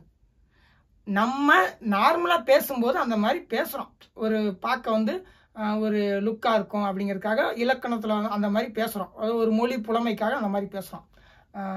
அரசியலில் குதிக்கிறார், டேக் யுவர் சீட் அப்படின்னு சொல்லி சொன்னா நீங்க உங்க சீட்ல உட்காருங்கன்னு சொல்லி தான் அர்த்தம். டேக் யுவர்னா அந்த டேக் அப்படியே எடுத்துக்கிட்டு உங்க சீட்டை எடுத்துட்டு போயிடுங்க அப்படின்னு சொல்லி அர்த்தம் கிடையாது. ஓகே, அதாவது ஏன் அப்படின்னா அந்த மாதிரி நம்ம தமிழ்லயும் நம்ம பேசுறோம், நிறைய பேசுவோம். அந்த மாதிரி ஆக்சுவலா ஒரு வார்த்தை பேசுவோம், ஆனா அதுக்குள்ள வேற மீனிங் இருக்கும். ஓகே, அது மாதிரி ஹேவிங் அப்படிங்கிறது பாத்தீங்கன்னா இங்க ஹேவிங்க்கு பின்னாடி இருக்கிற மீனிங் வந்து பாத்தீங்கன்னா ஈட்டிங், சாப்பிட்டு கொண்டிருக்கிறேன், நான் சாப்பிட்டு கொண்டிருக்கிறேன். இன்னும் கொஞ்சம் எக்ஸாக்டா சொல்லணும்னா ஹேவ்னா என்ன அப்படின்னா வைத்திரு, பெற்றிரு அப்படின்னு சொல்லி தமிழ்ல நம்ம சொல்றோம். ஓகே, அப்ப ஐ ஆம் ஹேவிங் டின்னர்ல நான் என்னுடைய உணவை பெற்றுக்கொண்டு இருக்கிறேன், அதாவது சாப்பிட்டு கொண்டிருக்கிறேன், அதாவது வாயில போட்டு சாப்பிட்டுக்கிட்டு இருக்கேன், பெற்றுக்கொண்டு இருக்கிறேன். ஓகே, ஐ ஆம் ஈட்டிங் டின்னர்னு கூட சொல்லலாம். ஆனால் அது வந்து பார்க்க கொஞ்சம் நல்லா இருக்காது அப்படிங்கிறதுனால நம்ம வந்து ஹேவ், டேக் எ பாத் அப்படின்னா குழி அப்படின்னு சொல்லி சொல்கிறதுக்கு இந்த மாதிரிலாம் நம்ம ஏன் பேசுகிறோம்னா இந்த மாதிரி பேசுனா கொஞ்சம் லுக்காக இருக்கும் அப்படிங்கிறதுனால பேசுகிறோம். எல்லா லாங்குவேஜ்லையும் அந்த மாதிரி இருக்கும். ஆக்சுவலாக இந்த ஹேவிங்க்கு பின்னாடி இருக்கிற அந்த வார்த்தை என்ன அப்படின்னா ஈட்டிங். நம்ம பி, ஓகே, பி, அதுக்கப்புறம் ஹேவ், அதுக்கப்புறம் டூ, இதெல்லாம் வந்து பார்த்தீங்கன்னா எந்த ஒரு பர்டிகுலரான ஒரு விஷயத்தையும் சொல்லாது. ஜென்ரலாக இருக்கிறனால நம்ம ஜென்ரலாக எல்லாத்துக்கும் யூஸ் பண்ணிக்கலாம். ஓகே, ஜென்ரலாக எல்லாத்துக்கும் யூஸ் பண்ணிக்கலாம்னா என்ன அர்த்தம்னா பி எ ப்ரொஃபஷனல் அப்படின்னு சொல்லி அர்த்தம்னா ஒரு தொழில் செய்கிறவன் எப்படி இருப்பானோ அவனை மாதிரி இரு அப்படின்னு சொல்லி அர்த்தம். ரொம்ப விளையாட்டுத்தனமாக இருக்காத, பி எ ப்ரொஃபஷனல். அப்போ இந்த பி எங்கே போடுறோம்? ஏன்னா இரு அப்படிங்கிறது மீனிங் வந்து இரு, அது பக்கத்தில் என்ன போடுறோமோ அந்த மாதிரி இருக்கிறேன் அப்படின்னு சொல்லி அர்த்தம். ஓகே, அதனால பி வந்து ஒரு ஜென்ரலான வேர்டு, ஹேவுங்கிறதும் ஜென்ரலான வேர்டு. அப்போ இங்கே ஹேவிங் வந்து பார்த்தீங்கன்னா நான் வந்து ஒரு விஷயத்தை பெற்றுக்கொண்டிருக்கிறேன். அப்போ ஈட்டிங், ஆக்சுவலாக ஈட்டிங்க்கு பதிலாக கொஞ்சம் ஸ்டைலாக இருக்கணுங்கிறதுக்காக நம்ம ஹேவிங் யூஸ் பண்ணுறோம். இன்னும் உங்களுக்கு தெளிவாக புரியணும் அப்படிங்கிறதுக்காக அடுத்த கிளாஸ்லாம் வரும். ஹேவுக்கும் ஹேவிங்க்கும் என்ன வித்தியாசம் அப்படின்னு சொல்லி ஒரு பெரிய கிளாஸ் இருக்குது. ஹேவுக்கும் ஹேவிங்க்கும் என்ன வித்தியாசம் அப்படின்னு அந்த கிளாஸில் வந்து பார்த்தீங்கன்னா இன்னும் உங்களுக்கு தெளிவாக புரியும். ஓகே, அதாவது மென்டல் ஆக்டிவிட்டீஸ் என்னன்னா இப்போ ஐ ஆம் ஓனிங் எ கார்னு சொல்ல முடியாது. நான் ஒரு காரை சொந்தமாக்கி கொண்டு இருக்கிறேன். எனக்கு ஒரு car, I own a car, எனக்கு ஒரு கார் சொந்தமாக இருக்கு. ஐ ஓன் எ கார், ஐ ஆம் ஓனிங் எ கார்னு சொல்லும்போது இதை நம்ம வந்து ஓனிங்னு வந்து ஐஎன்ஜி வெர்பில் சொல்ல முடியாது. ஏன் அப்படின்னா நான் ஒரு காரை சொந்தமாக்கி கொண்டிருக்கிறேன், சப்ஜெக்ட் அந்த சைடில் எக்ஸாக்டாக இருந்துகிட்டு இருக்கு. அப்போ நான் சொந்தமாக கார் வச்சுருக்கேங்கிறதுக்கும் அதை சொந்தமாக்கி கொண்டு இருக்கிறேன் அப்படிங்கிறதுக்கும் நம்ம அந்த காரை போய் கட்டி பிடிச்சிக்கிட்டு நான் சொந்தமாக்கி கொண்டிருக்கிறேன் அந்த மாதிரி மீனிங் வந்துடும். ஆனால் நான் ஒரு காரை வந்து வாங்குறேன், ஐ ஆம் பர்ச்சேசிங் எ கார் நம்ம சொல்லலாம், ஏன்னா அது ஒரு ப்ராசஸ். ஆனால் இது ஒரு ஓனிங்கிறதும் ஒரு ப்ராசஸான்னு கேட்டால் ப்ராசஸ் கிடையாது, இது ஒரு மென்டல் ஆக்டிவிட்டி. மென்டல் ஆக்டிவிட்டினா இதை வந்து பார்த்தீங்கன்னா நான் ஒரு காரை சொந்தமாக்கி கொண்டிருக்கிறேன் அப்படின்னா நம்ம பேசுறது கிடையாது. அதே சொந்தமாக்கி கொண்டிருக்கிறேன்னு சொல்லும்போது காரை வந்து நம்ம பர்ச்சேஸ் பண்ணுறோம், வாங்குறேன் அப்படின்னு நம்ம சொல்ல முடியும். அதை வந்து பார்த்தீங்கன்னா நம்ம கண்டினியூஸ் டென்ஸில் சொல்ல முடியும். ஆனால் நான் ஒரு காரை சொந்தமாக்கி கொண்டிருக்கிறேன் அப்படின்னு நம்ம லாங்குவேஜில் நம்ம பேசுறது கிடையாது. எனக்கு ஒரு கார் இருக்குது, நான் என்கிட்ட சொந்தமாக ஒரு கார் இருக்குன்னு தான் பேசுகிறோம். அதே நேரத்தில் நான் ஒரு கார் வாங்கி கொண்டிருக்கிறேன் அதை வந்து நம்ம கண்டினியூஸில் பேச முடியும். ஆனால் இந்த மாதிரி ஆக்டிவிட்டீஸை நம்ம கண்டினியூஸில் பேசுறது கிடையாது. கண்டினியூஸில் ஏன் சில ஆக்டிவிட்டீஸை பேசுறது இல்லை அப்படின்னு சொல்லி அதுக்கு தனியாக வந்து பார்த்தீங்கன்னா அதுக்கு ஒரு கிளாஸ் வரும். இருந்தாலும் ஆனால் இந்த ஹேவிங்கை ஏன் வந்து நம்ம யூஸ் பண்ண முடிஞ்சுன்னா இந்த ஹேவிங்க்கு பின்னாடி இருக்கிற மீனிங் வந்து பார்த்தீங்கன்னா ஈட்டிங். அதனால தான் நம்மளால் சொல்ல முடிஞ்சு. ஏன்னா ஈட்டிங்கிறது ஒரு 5 நிமிஷம் 10 நிமிஷம் நடக்கக்கூடிய ஒரு ப்ராசஸ். ஆனால் இது வந்து ஒரு ப்ராசஸ் கிடையாது. ஆனால் ஐ ஆம் பையிங் எ காருங்கிறது ஒரு ப்ராசஸ். அது ஒரு பணம் கொடுப்போம், கையெழுத்து போடுவோம், அதெல்லாம் ஒரு ப்ராசஸ். ஓகே, அதே ஐ ஆம் ஹேவிங் எ டிகிரியில் நான் ஒரு டிகிரி படித்து கொண்டிருக்கிறேன் ஏன் சொன்னேன் அப்படின்னா நான் வந்து படிக்கிறேன் அப்படிங்கிறது ஒரு 3 வருஷம் ப்ராசஸ். அந்த ஸ்டடிங்கிற மீனிங் இதுக்கு பின்னாடி இருக்கு. ஓகே, ஸ்டடிங் அப்படிங்கிற மீனிங் இதுக்கு பின்னாடி இருக்கு. அதனால ஐ ஆம் ஹேவிங் எ டிகிரி. அப்போ நான் படித்து கொண்டிருக்கிறேன், ஹேவிங் பெற்றுக்கொண்டிருக்கிறேன் சொன்னால் என்ன அர்த்தம்னா அந்த செயல் முன்னேறிட்டு இருக்கு, அதாவது படிச்சுக்கிட்டு இருக்கேன். ஓகே, ஐ ஹாவ் அ டிகிரியில் நான் படித்து முடிச்சதுக்கப்புறம் ஒரு டிகிரி வச்சிருக்கேன்னு சொல்லி அர்த்தம். ஐ ஆம் ஹேவிங் எ டிகிரியில் இப்போ தான் அந்த ஹேவிங் அப்படிங்கிற அந்த செயல் முன்னேறிட்டு இருக்கு, அதாவது படிச்சுக்கிட்டு இருக்கேன், படித்து கொண்டு இருக்கிறேன். இந்த ஹேவிங்க்கு பின்னாடி இருக்கிற மீனிங் என்ன? ஸ்டடியிங். ஓகே, உங்களுக்கு இன்னும் அந்த ஹேவுக்கும் ஹேவிங்க்கு என்ன வித்தியாசம் சொல்லும்போது இன்னும் உங்களுக்கு தெளிவாக புரிஞ்சிடும். ஓகே, சில ஆக்டிவிட்டீஸை நம்ம வந்து கண்டினியூஸ் டென்ஸில் சொல்கிறது கிடையாது. நான் அழித்து கொண்டிருக்கிறேங்கிறத கண்டினியூஸ் டென்ஸில் சொல்லலாம். ஓகே, சில செயல்களை நம்ம கண்டினியூஸ் டென்ஸில் சொல்ல முடியும், சில செயல்களை கண்டினியூஸ் டென்ஸில் சொல்ல முடியாது. ஆக்சுவலாக வேணும்னா நம்ம வாண்டடாக போயிட்டு சொல்லிட்டு இருக்கலாம், ஆனால் அதில் ஒரு பெரிய மீனிங் இருக்குமானா இருக்காது. நான் ஒரு காரை சொந்தமாக்கி கொண்டிருக்கிறேன் அப்படிங்கிறதுல எந்த பெரிய மீனிங்கும் கிடையாது. இதே நான் ஒரு கார் வாங்கிட்டு இருக்கேன், அதுல மீனிங் இருக்கு. ஏன்னா கார் வாங்கி கொண்டிருக்கிறேங்கிறது ஒரு ப்ராசஸ், சொந்தமாக்கி கொண்டிருக்கிறேங்கிறதும் ஒரு ப்ராசஸ் தானான்னு சொல்லி நீங்க நினைக்கலாம். அது கிடையாது. அதுக்கு ஆனால் ஆக்சுவலாக அதோட அந்த சொந்தமாக்கி கொண்டிருக்கிறேங்களோட ப்ராசஸ் தான் வாங்கி கொண்டிருக்கிறேன். அதோட ரியல் ப்ராசஸ் வாங்கி கொண்டிருக்கிறேன். எனக்கு ஒரு கார் சொந்தமாக இருக்குங்கிறது தான் ஐ ஹேவ் அ கார். நான் ஒரு car, I have a car, இல்லை I own a car. Okay. இதே ஐ ஆம் ஹேவிங் எ கார்னு சொன்னோம்னா இப்பதான் அந்த காரை பெற்றுக்கொண்டிருக்கிறேன், அதாவது வாங்கி கொண்டிருக்கிறேன், அந்த செயல் முன்னேறிட்டு இருக்கு. பெறுதல் அப்படிங்கிற வச்சிருக்கிறேங்கிற அந்த செயல் முன்னேறிட்டு இருக்கு அப்படின்னா இப்பதான் அந்த காரை நான் வாங்கிட்டு இருக்கேன்னு சொல்லி அர்த்தமாயிடும். ஐ ஆம் ஹேவிங் எ கார்ல இப்பதான் அந்த செயல் ஹேவ் பண்றேன் அப்படிங்கிற அந்த செயல் முன்னேறுதுன்னா இப்பதான் ஆக்சுவலா ஆக்டிவிட்டி அதுலதான் இப்ப எக்ஸாக்டா நடந்துட்டு இருக்குன்னா இப்பதான் அந்த காரையே நான் பர்ச்சேஸ் பண்ணிட்டு இருக்கேங்கிற மாதிரி ஆயிடும். ஐ ஆம் ஹேவிங் எ கார், அந்த ஹேவிங்கிறது இப்பதான் நடந்துகிட்டு இருக்கு, எக்ஸாக்டா இப்ப நடந்துகிட்டு இருக்குன்னா இப்பதான் அந்த ஹேவ் பண்ற செயல் நடந்துகிட்டு இருக்குன்னா இப்பதான் நான் காரை வாங்கிட்டு இருக்கேன்னு சொல்லி அர்த்தமாயிடும். ஓகே. அதனால நம்ம அந்த மாதிரி பேசுறது கிடையாது. இப்ப அதனால நம்ம என்ன சொல்றோம்னா வாங்கின காரை ஐ ஹேவ் அ கார்னு ஏன் சொல்றோம்னா வாங்கினதுக்கு அப்புறம் அந்த காரை வச்சிருக்கேன்னு சொல்லி அர்த்தம். ஓகே. தெளிவா உங்களுக்கு புரிஞ்சிருக்குன்னு நினைக்கிறேன். எந்த செயலை நம்ம செயல் முன்னேறி கொண்டிருக்கிறது, அதாவது செயல் எக்ஸாக்டா நடந்துகிட்டு இருக்கு அப்படிங்கிறத சொல்றதுக்கு சில புரிதல் வேணும். சில செயல்களை எக்ஸாக்டா இப்ப செயல் நடந்துகிட்டு இருக்கு அப்படிங்கிற மாதிரி நம்ம சொல்ல முடியாது. எனக்கு நீங்க சொல்வது புரிகிறது அப்படின்னு நம்ம சொல்லலாம். ஐ ஆம் அண்டர்ஸ்டாண்டிங் யூ அப்படின்னு சொல்லி சொல்லும்போது நான் உங்கள் கருத்தை புரிந்து கொண்டிருக்கிறேன் அப்படின்னு நம்ம ஏன் சொல்ல முடியாதுன்னா நான் நீங்க சொல்ற விஷயத்தை புரிந்து கொண்டிருக்கிறேன்னு ஏன் சொல்ல முடியாதுன்னா இப்ப எக்ஸாக்டா அந்த செயல் முன்னேறிட்டு இருக்கல. ஏன்னா நீங்க அந்த புரிந்துட்டு இருக்கேன்னு சொல்லும்போது நீங்க பேசிட்டு இருக்கீங்க, அந்த செயல் தான் முன்னேறிட்டு இருக்கு, அந்த செயல் தான் நீங்க செஞ்சுட்டு இருக்கீங்களே தவிர புரிந்து கொண்டிருக்கிறேங்கிற அந்த செயல் நீங்க செஞ்சுக்கிட்டு இருக்கல, பேசிக்கிட்டு இருக்கீங்க. இப்ப நீ சொல்வதை நான் புரிந்து கொண்டிருக்கிறேன் அப்படின்னு நான் சொல்லும் போது கூட புரிஞ்சுக்கிட்டு இருக்கிறேங்கிற செயல் முன்னேறல, பேசிட்டு இருக்கேங்கிற செயல் தான் நடந்துகிட்டு இருக்கு. அதனால அந்த மாதிரி விஷயங்களை பேச முடியாது கண்டினியூஸ் டென்ஸ்ல. அதாவது சப்ஜெக்ட் எக்ஸாக்டா இப்ப அந்த செயல தான் இருந்துகிட்டு இருக்குங்கிற மாதிரி ஏன் பேச முடியாதுன்னா ஆக்சுவலா அந்த செயலை வந்து நம்ம சொல்ல முடியாது அந்த மாதிரி. ஓகே. இப்ப ஏன் சொன்னேன் பாத்தீங்களா, நான் உங்களை பார்த்து கொண்டிருக்கிறேங்கிறத சொல்ல முடியும். ஏன்னா இப்ப அந்த கரெக்டா அந்த செயல் முன்னேறிட்டு இருக்கு.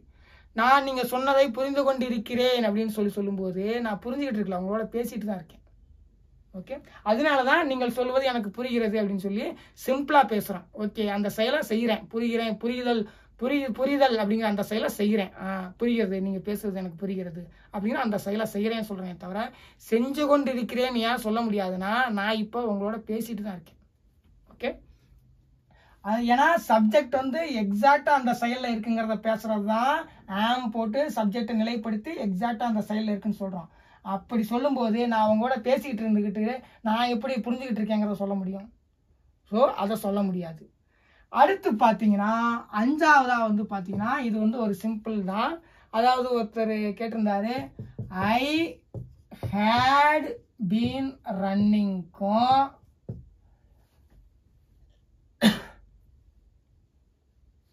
ஓகே ஐ வாஸ் ரன்னிங்க்கும் என்ன வித்தியாசம் அப்படின்னு கேட்டிருந்தாரு. ஆக்சுவலா இது பாத்தீங்கன்னா பாஸ்ட் கண்டினியூஸ் டென்ஸ். எது past continuous tense? I was running. இது என்னது? Past perfect continuous. ஓகே.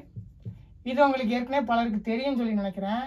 இதை ஏன் அவரு டவுட்டா கேட்டான்னு தெரியல, ஆனாலும் நம்ம அவருக்கு சொல்லுவோம். ஐ ஹேட் பீன் ரன்னிங்ல ஒரு செயல் வச்சிருந்தேன், அது என்ன இருந்தேங்கிற செயல், அந்த செயல் இப்பவும் முன்னேறிக்கிட்டு இருக்கு. அதாவது நான் ஓடிக்கொண்டே இருந்தேன், அதுக்கான தமிழ் அதுதான் தமிழ் அர்த்தம். அதோட ஆங்கிலம் தான் பாத்தீங்கன்னா ஐ ஹேட் பீன் ரன்னிங். சப்ஜெக்ட் ஒரு செயலை முன்னரே ஆரம்பிச்சிருச்சு, அந்த ஆரம்பிச்ச செயலை இருந்துச்சு. சப்ஜெக்ட் ஒரு செயலை வச்சிருந்தேன்னு சொல்லுது. அது என்னன்னா இருந்தேன் அப்படிங்கிறது, அது என்னன்னா இப்போவும் அந்த செயல் நடந்துகிட்டு இருக்கு. அதை தமிழில் சொல்லணும்னா சப்ஜெக்ட், இந்த கான்செப்டை தமிழில் சொல்லணும்னா சப்ஜெக்ட் வந்து ஏற்கனவே ஆரம்பித்த சப்ஜெக்ட் வந்து இங்கே இருக்குது ப்ரெசண்ட்டு, சரி பாஸ்ட் இங்கே இருக்குன்னு வச்சுப்போம். சப்ஜெக்ட் ஏற்கனவே இருந்த செயல் இங்கே இருந்துச்சு, அங்கே இருந்து இந்த செயலை செஞ்சுக்கிட்டே இருக்கு. ஓகே, சப்ஜெக்ட் வந்து இதுதான் பாஸ்ட்டு, அதுக்கும் கொஞ்சம் முன்னாடியே ஒரு செயல் ஆரம்பிச்சு அங்கே இருந்து இந்த செயலை செஞ்சுக்கிட்டே இருக்கு. அதுதான் சப்ஜெக்ட் வந்து வச்சிருந்தேன்னு சொல்லுது, என்னன்னா இருந்தேன்.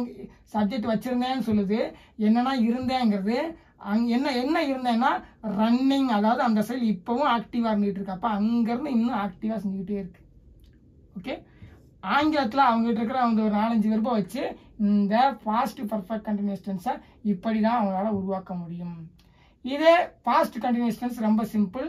சப்ஜெக்ட் வந்து பார்த்தீங்கன்னா இறந்த காலத்தில் இருக்குது, பாஸ்டில் ஒரு பர்டிகுலர் பாயிண்டில் இருக்குது. அது என்னவா இருக்குது அப்படின்னா ஓடிக்கொண்டு இருக்குது. சப்ஜெக்ட் ஒரு பர்டிகுலர் பாயிண்டில் சப்ஜெக்ட் இருந்தேன்னு சொல்லுது, என்னவா இருந்தீங்கன்னா ஓடிக்கொண்டு, அதாவது சப்ஜெக்ட் ஓடிக்கொண்டு இருந்தது. ஆனால் இது வந்து அந்த பர்டிகுலர் பாயிண்ட் ஆஃப் டைமில் நடக்கிறது. இது வந்து பாயிண்ட் ஆஃப் டைமில் நடக்கிறது. இது வந்து பார்த்தீங்கன்னா ஸ்பேன் ஆஃப் டைம், அதாவது ஸ்பேன் ஆஃப் டைமில் நடக்கிறது. ஸ்பேன் ஆஃப் டைம்னா இங்கே வர்றது, இங்கேருந்து இங்கே நடக்கிறது span of time. Okay, span of time சொல்லும்போது தான் ஞாபகம் வருது, ஐ ஹாவ் பீன் அப்படிங்கிறதுல அவர் கேட்டிருந்தாரு, ஐ ஹாவ் பீன் அப்படிங்கிறத கேட்டிருந்தாரு. ரெண்டுக்கும் காலம் இருக்கு. இது வந்து ப்ரெசன்ட் டென்ஸ்ல இருந்த ஹாவ், இது வந்து பாஸ்ட் பார்ட்டிசிபிள் பீன். ஸோ எப்போவுமே ஒரு சென்டென்ஸ் கன்ஸ்ட்ரக்ட் பண்ணுறோம் அப்படின்னா நீங்கள் 3 வெர்பு 4 வெர்பை போட்டு கம்பைன் பண்ணலாம். ஆனால் கண்டிப்பாக சப்ஜெக்ட்டுக்கு ஏதாவது முதல் செயலில் காலம் கொடுத்து அது எந்த காலத்தில் இருக்குங்கிறத நம்ம காமிச்சாகணும். அதுக்கப்புறம் வர்ற பீனாக இருந்தாலும் கோயிங்காக இருந்தாலும் சரி, அந்த காலத்துக்கான வெர்பு, அந்த காலத்தில் நடந்த இந்த செயல்கள் அப்படின்னு சொல்லி மாறிடும். ஆனால் சப்ஜெக்ட்டுக்கு எடுத்த உடனே கண்டிப்பாக காலம் கொடுத்தாகணும். ஏன்னா நமக்கு ஃபியூச்சர் டென்ஸ் அந்த மாதிரி எண்ணங்களை தெரிவிக்கிறதுல நம்ம வந்து காலம் கொடுக்காம இருக்கலாம். இங்கே ஐ ஹாவ் பீன் கோயிங்கில் நீங்கள் வந்து எண்ணத்தை தெரிவிக்கக்கூடிய எந்த வார்த்தையும் வரல. அப்படிங்கிறப்ப கண்டிப்பாக இது வந்து ஒரு நிகழ்காலமாகவோ அல்லது இறந்த காலமாகவோ தான் இருக்கும். அப்படிங்கிறப்ப இந்த ஹேவுங்கிறது வந்து நிகழ்கால வார்த்தை. ஒரு சப்ஜெக்டோட எந்த செயலின் மீதான எண்ணத்தை தெரிவிக்கல அப்படின்னா கண்டிப்பாக இது வந்து இந்த ஹேவோ இல்லை ஹேஸோ இதெல்லாம் பார்த்தீங்கன்னா கண்டிப்பாக ஒரு இறந்த காலமாகவோ அல்லது நிகழ்காலமாக தான் இருக்கும். ஓகே, ஏன்னா செயலின் மீது எண்ணத்தை தெரிவிக்கும் போது தான் நமக்கு காலம் காட்டாத வினைச்சொற்களை யூஸ் பண்ண முடியும். செயலின் மீது எண்ணத்தை தெரிவிக்காமல் ஜஸ்ட்டு நிகழ்காலத்தில் நடந்த ஒரு செயலையோ நடக்கிற ஒரு செயலையோ இறந்த காலத்தில் நடந்த ஒரு செயலையோ பேசும்போது கண்டிப்பாக சப்ஜெக்ட்டுக்கு நம்ம அது நிகழ்காலமாக இறந்த காலமானு காலம் காட்டி ஆகணும். ஓகே, அப்படிங்கிறப்ப இந்த ஹேவுங்கிறது வந்து ஹேவ்னாவே காலம் காட்டக்கூடிய வெர்புனா ப்ரெசன்ட் டென்ஸ்லேருந்து வந்தால் ஹேவ். ஓகே, தெளிவாக புரிஞ்சுக்குங்க. ஏன்னா அந்த விஷயத்த வந்து அப்போ நடத்தும்போது நான் சொல்லலை. ஓகே, உங்களுக்கு தெளிவாக புரிஞ்சிருக்கும்னு நினைக்கிறேன். ஹேவ்னா என்ன, பீன்னா என்ன அப்படின்னு சொல்லி உங்களுக்கு தெளிவாக தெரிஞ்சிருக்கும். ஹேவ் கானுக்கும் ஹேவ் பீனுக்கும் உள்ள வித்தியாசம் தெரிஞ்சிருக்கும். Have Khan to have been to அதுக்கும் உள்ள வித்தியாசம் உங்களுக்கு தெளிவாக தெரிஞ்சிருக்கும். உங்களுக்கும் இந்த மாதிரி என்னென்ன டவுட்ஸ் இருக்கோ அதையெல்லாம் வந்து தெரிஞ்சுக்கணும் அப்படின்னா டவுட் கிளியரன்ஸ் மெம்பர்ஷிப்பில் ஜாயின் பண்ணுங்கள். ஜாயின் பண்ணி உங்களுடைய கேள்விகளும் கேளுங்க. உங்களுடைய கேள்விகளுக்கான பதில்களும் வந்து பார்த்தீங்கன்னா இந்த மாதிரி டவுட் கிளியரன்ஸ் கிளாஸ் வீடியோக்கெலாம் வரும். நீங்களும் உங்கள் ஆங்கில சந்தேகங்களை ரொம்ப தெளிவாக கிளியர் பண்ணிக்கலாம். ஓகே, ஏன்னா இப்படி ஒரு ஆப்பர்ச்சுனிட்டிஸ் கிடைக்கும்போது உங்களுடைய சந்தேகங்களை நீங்கள் வந்து தீர்த்துக்குங்க. நான் வந்து பார்த்தீங்கன்னா மேக்ஸிமம் ஒரு 2 இயர் கிளாஸ் எடுப்பேனா அவ்வளோதான். அதுக்கப்புறம் வந்து பார்த்தீங்கன்னா இந்த மாதிரி ரொம்ப கிளியர் கட்டாக உங்களுடைய சந்தேகங்களை தீர்த்து வைக்கிறதுக்கான வாய்ப்பு எனக்கு இருக்குமா அப்படின்னு சொல்லி தெரில, உங்களுக்கும் இருக்குமான்னு தெரில. அதனால வாய்ப்பு கிடைக்கும் போதே அதை யூஸ் பண்ணிக்கோங்க. ஓகே, நெக்ஸ்ட் கிளாஸில் மீட் பண்ணுறேன். தேங்க்யூ.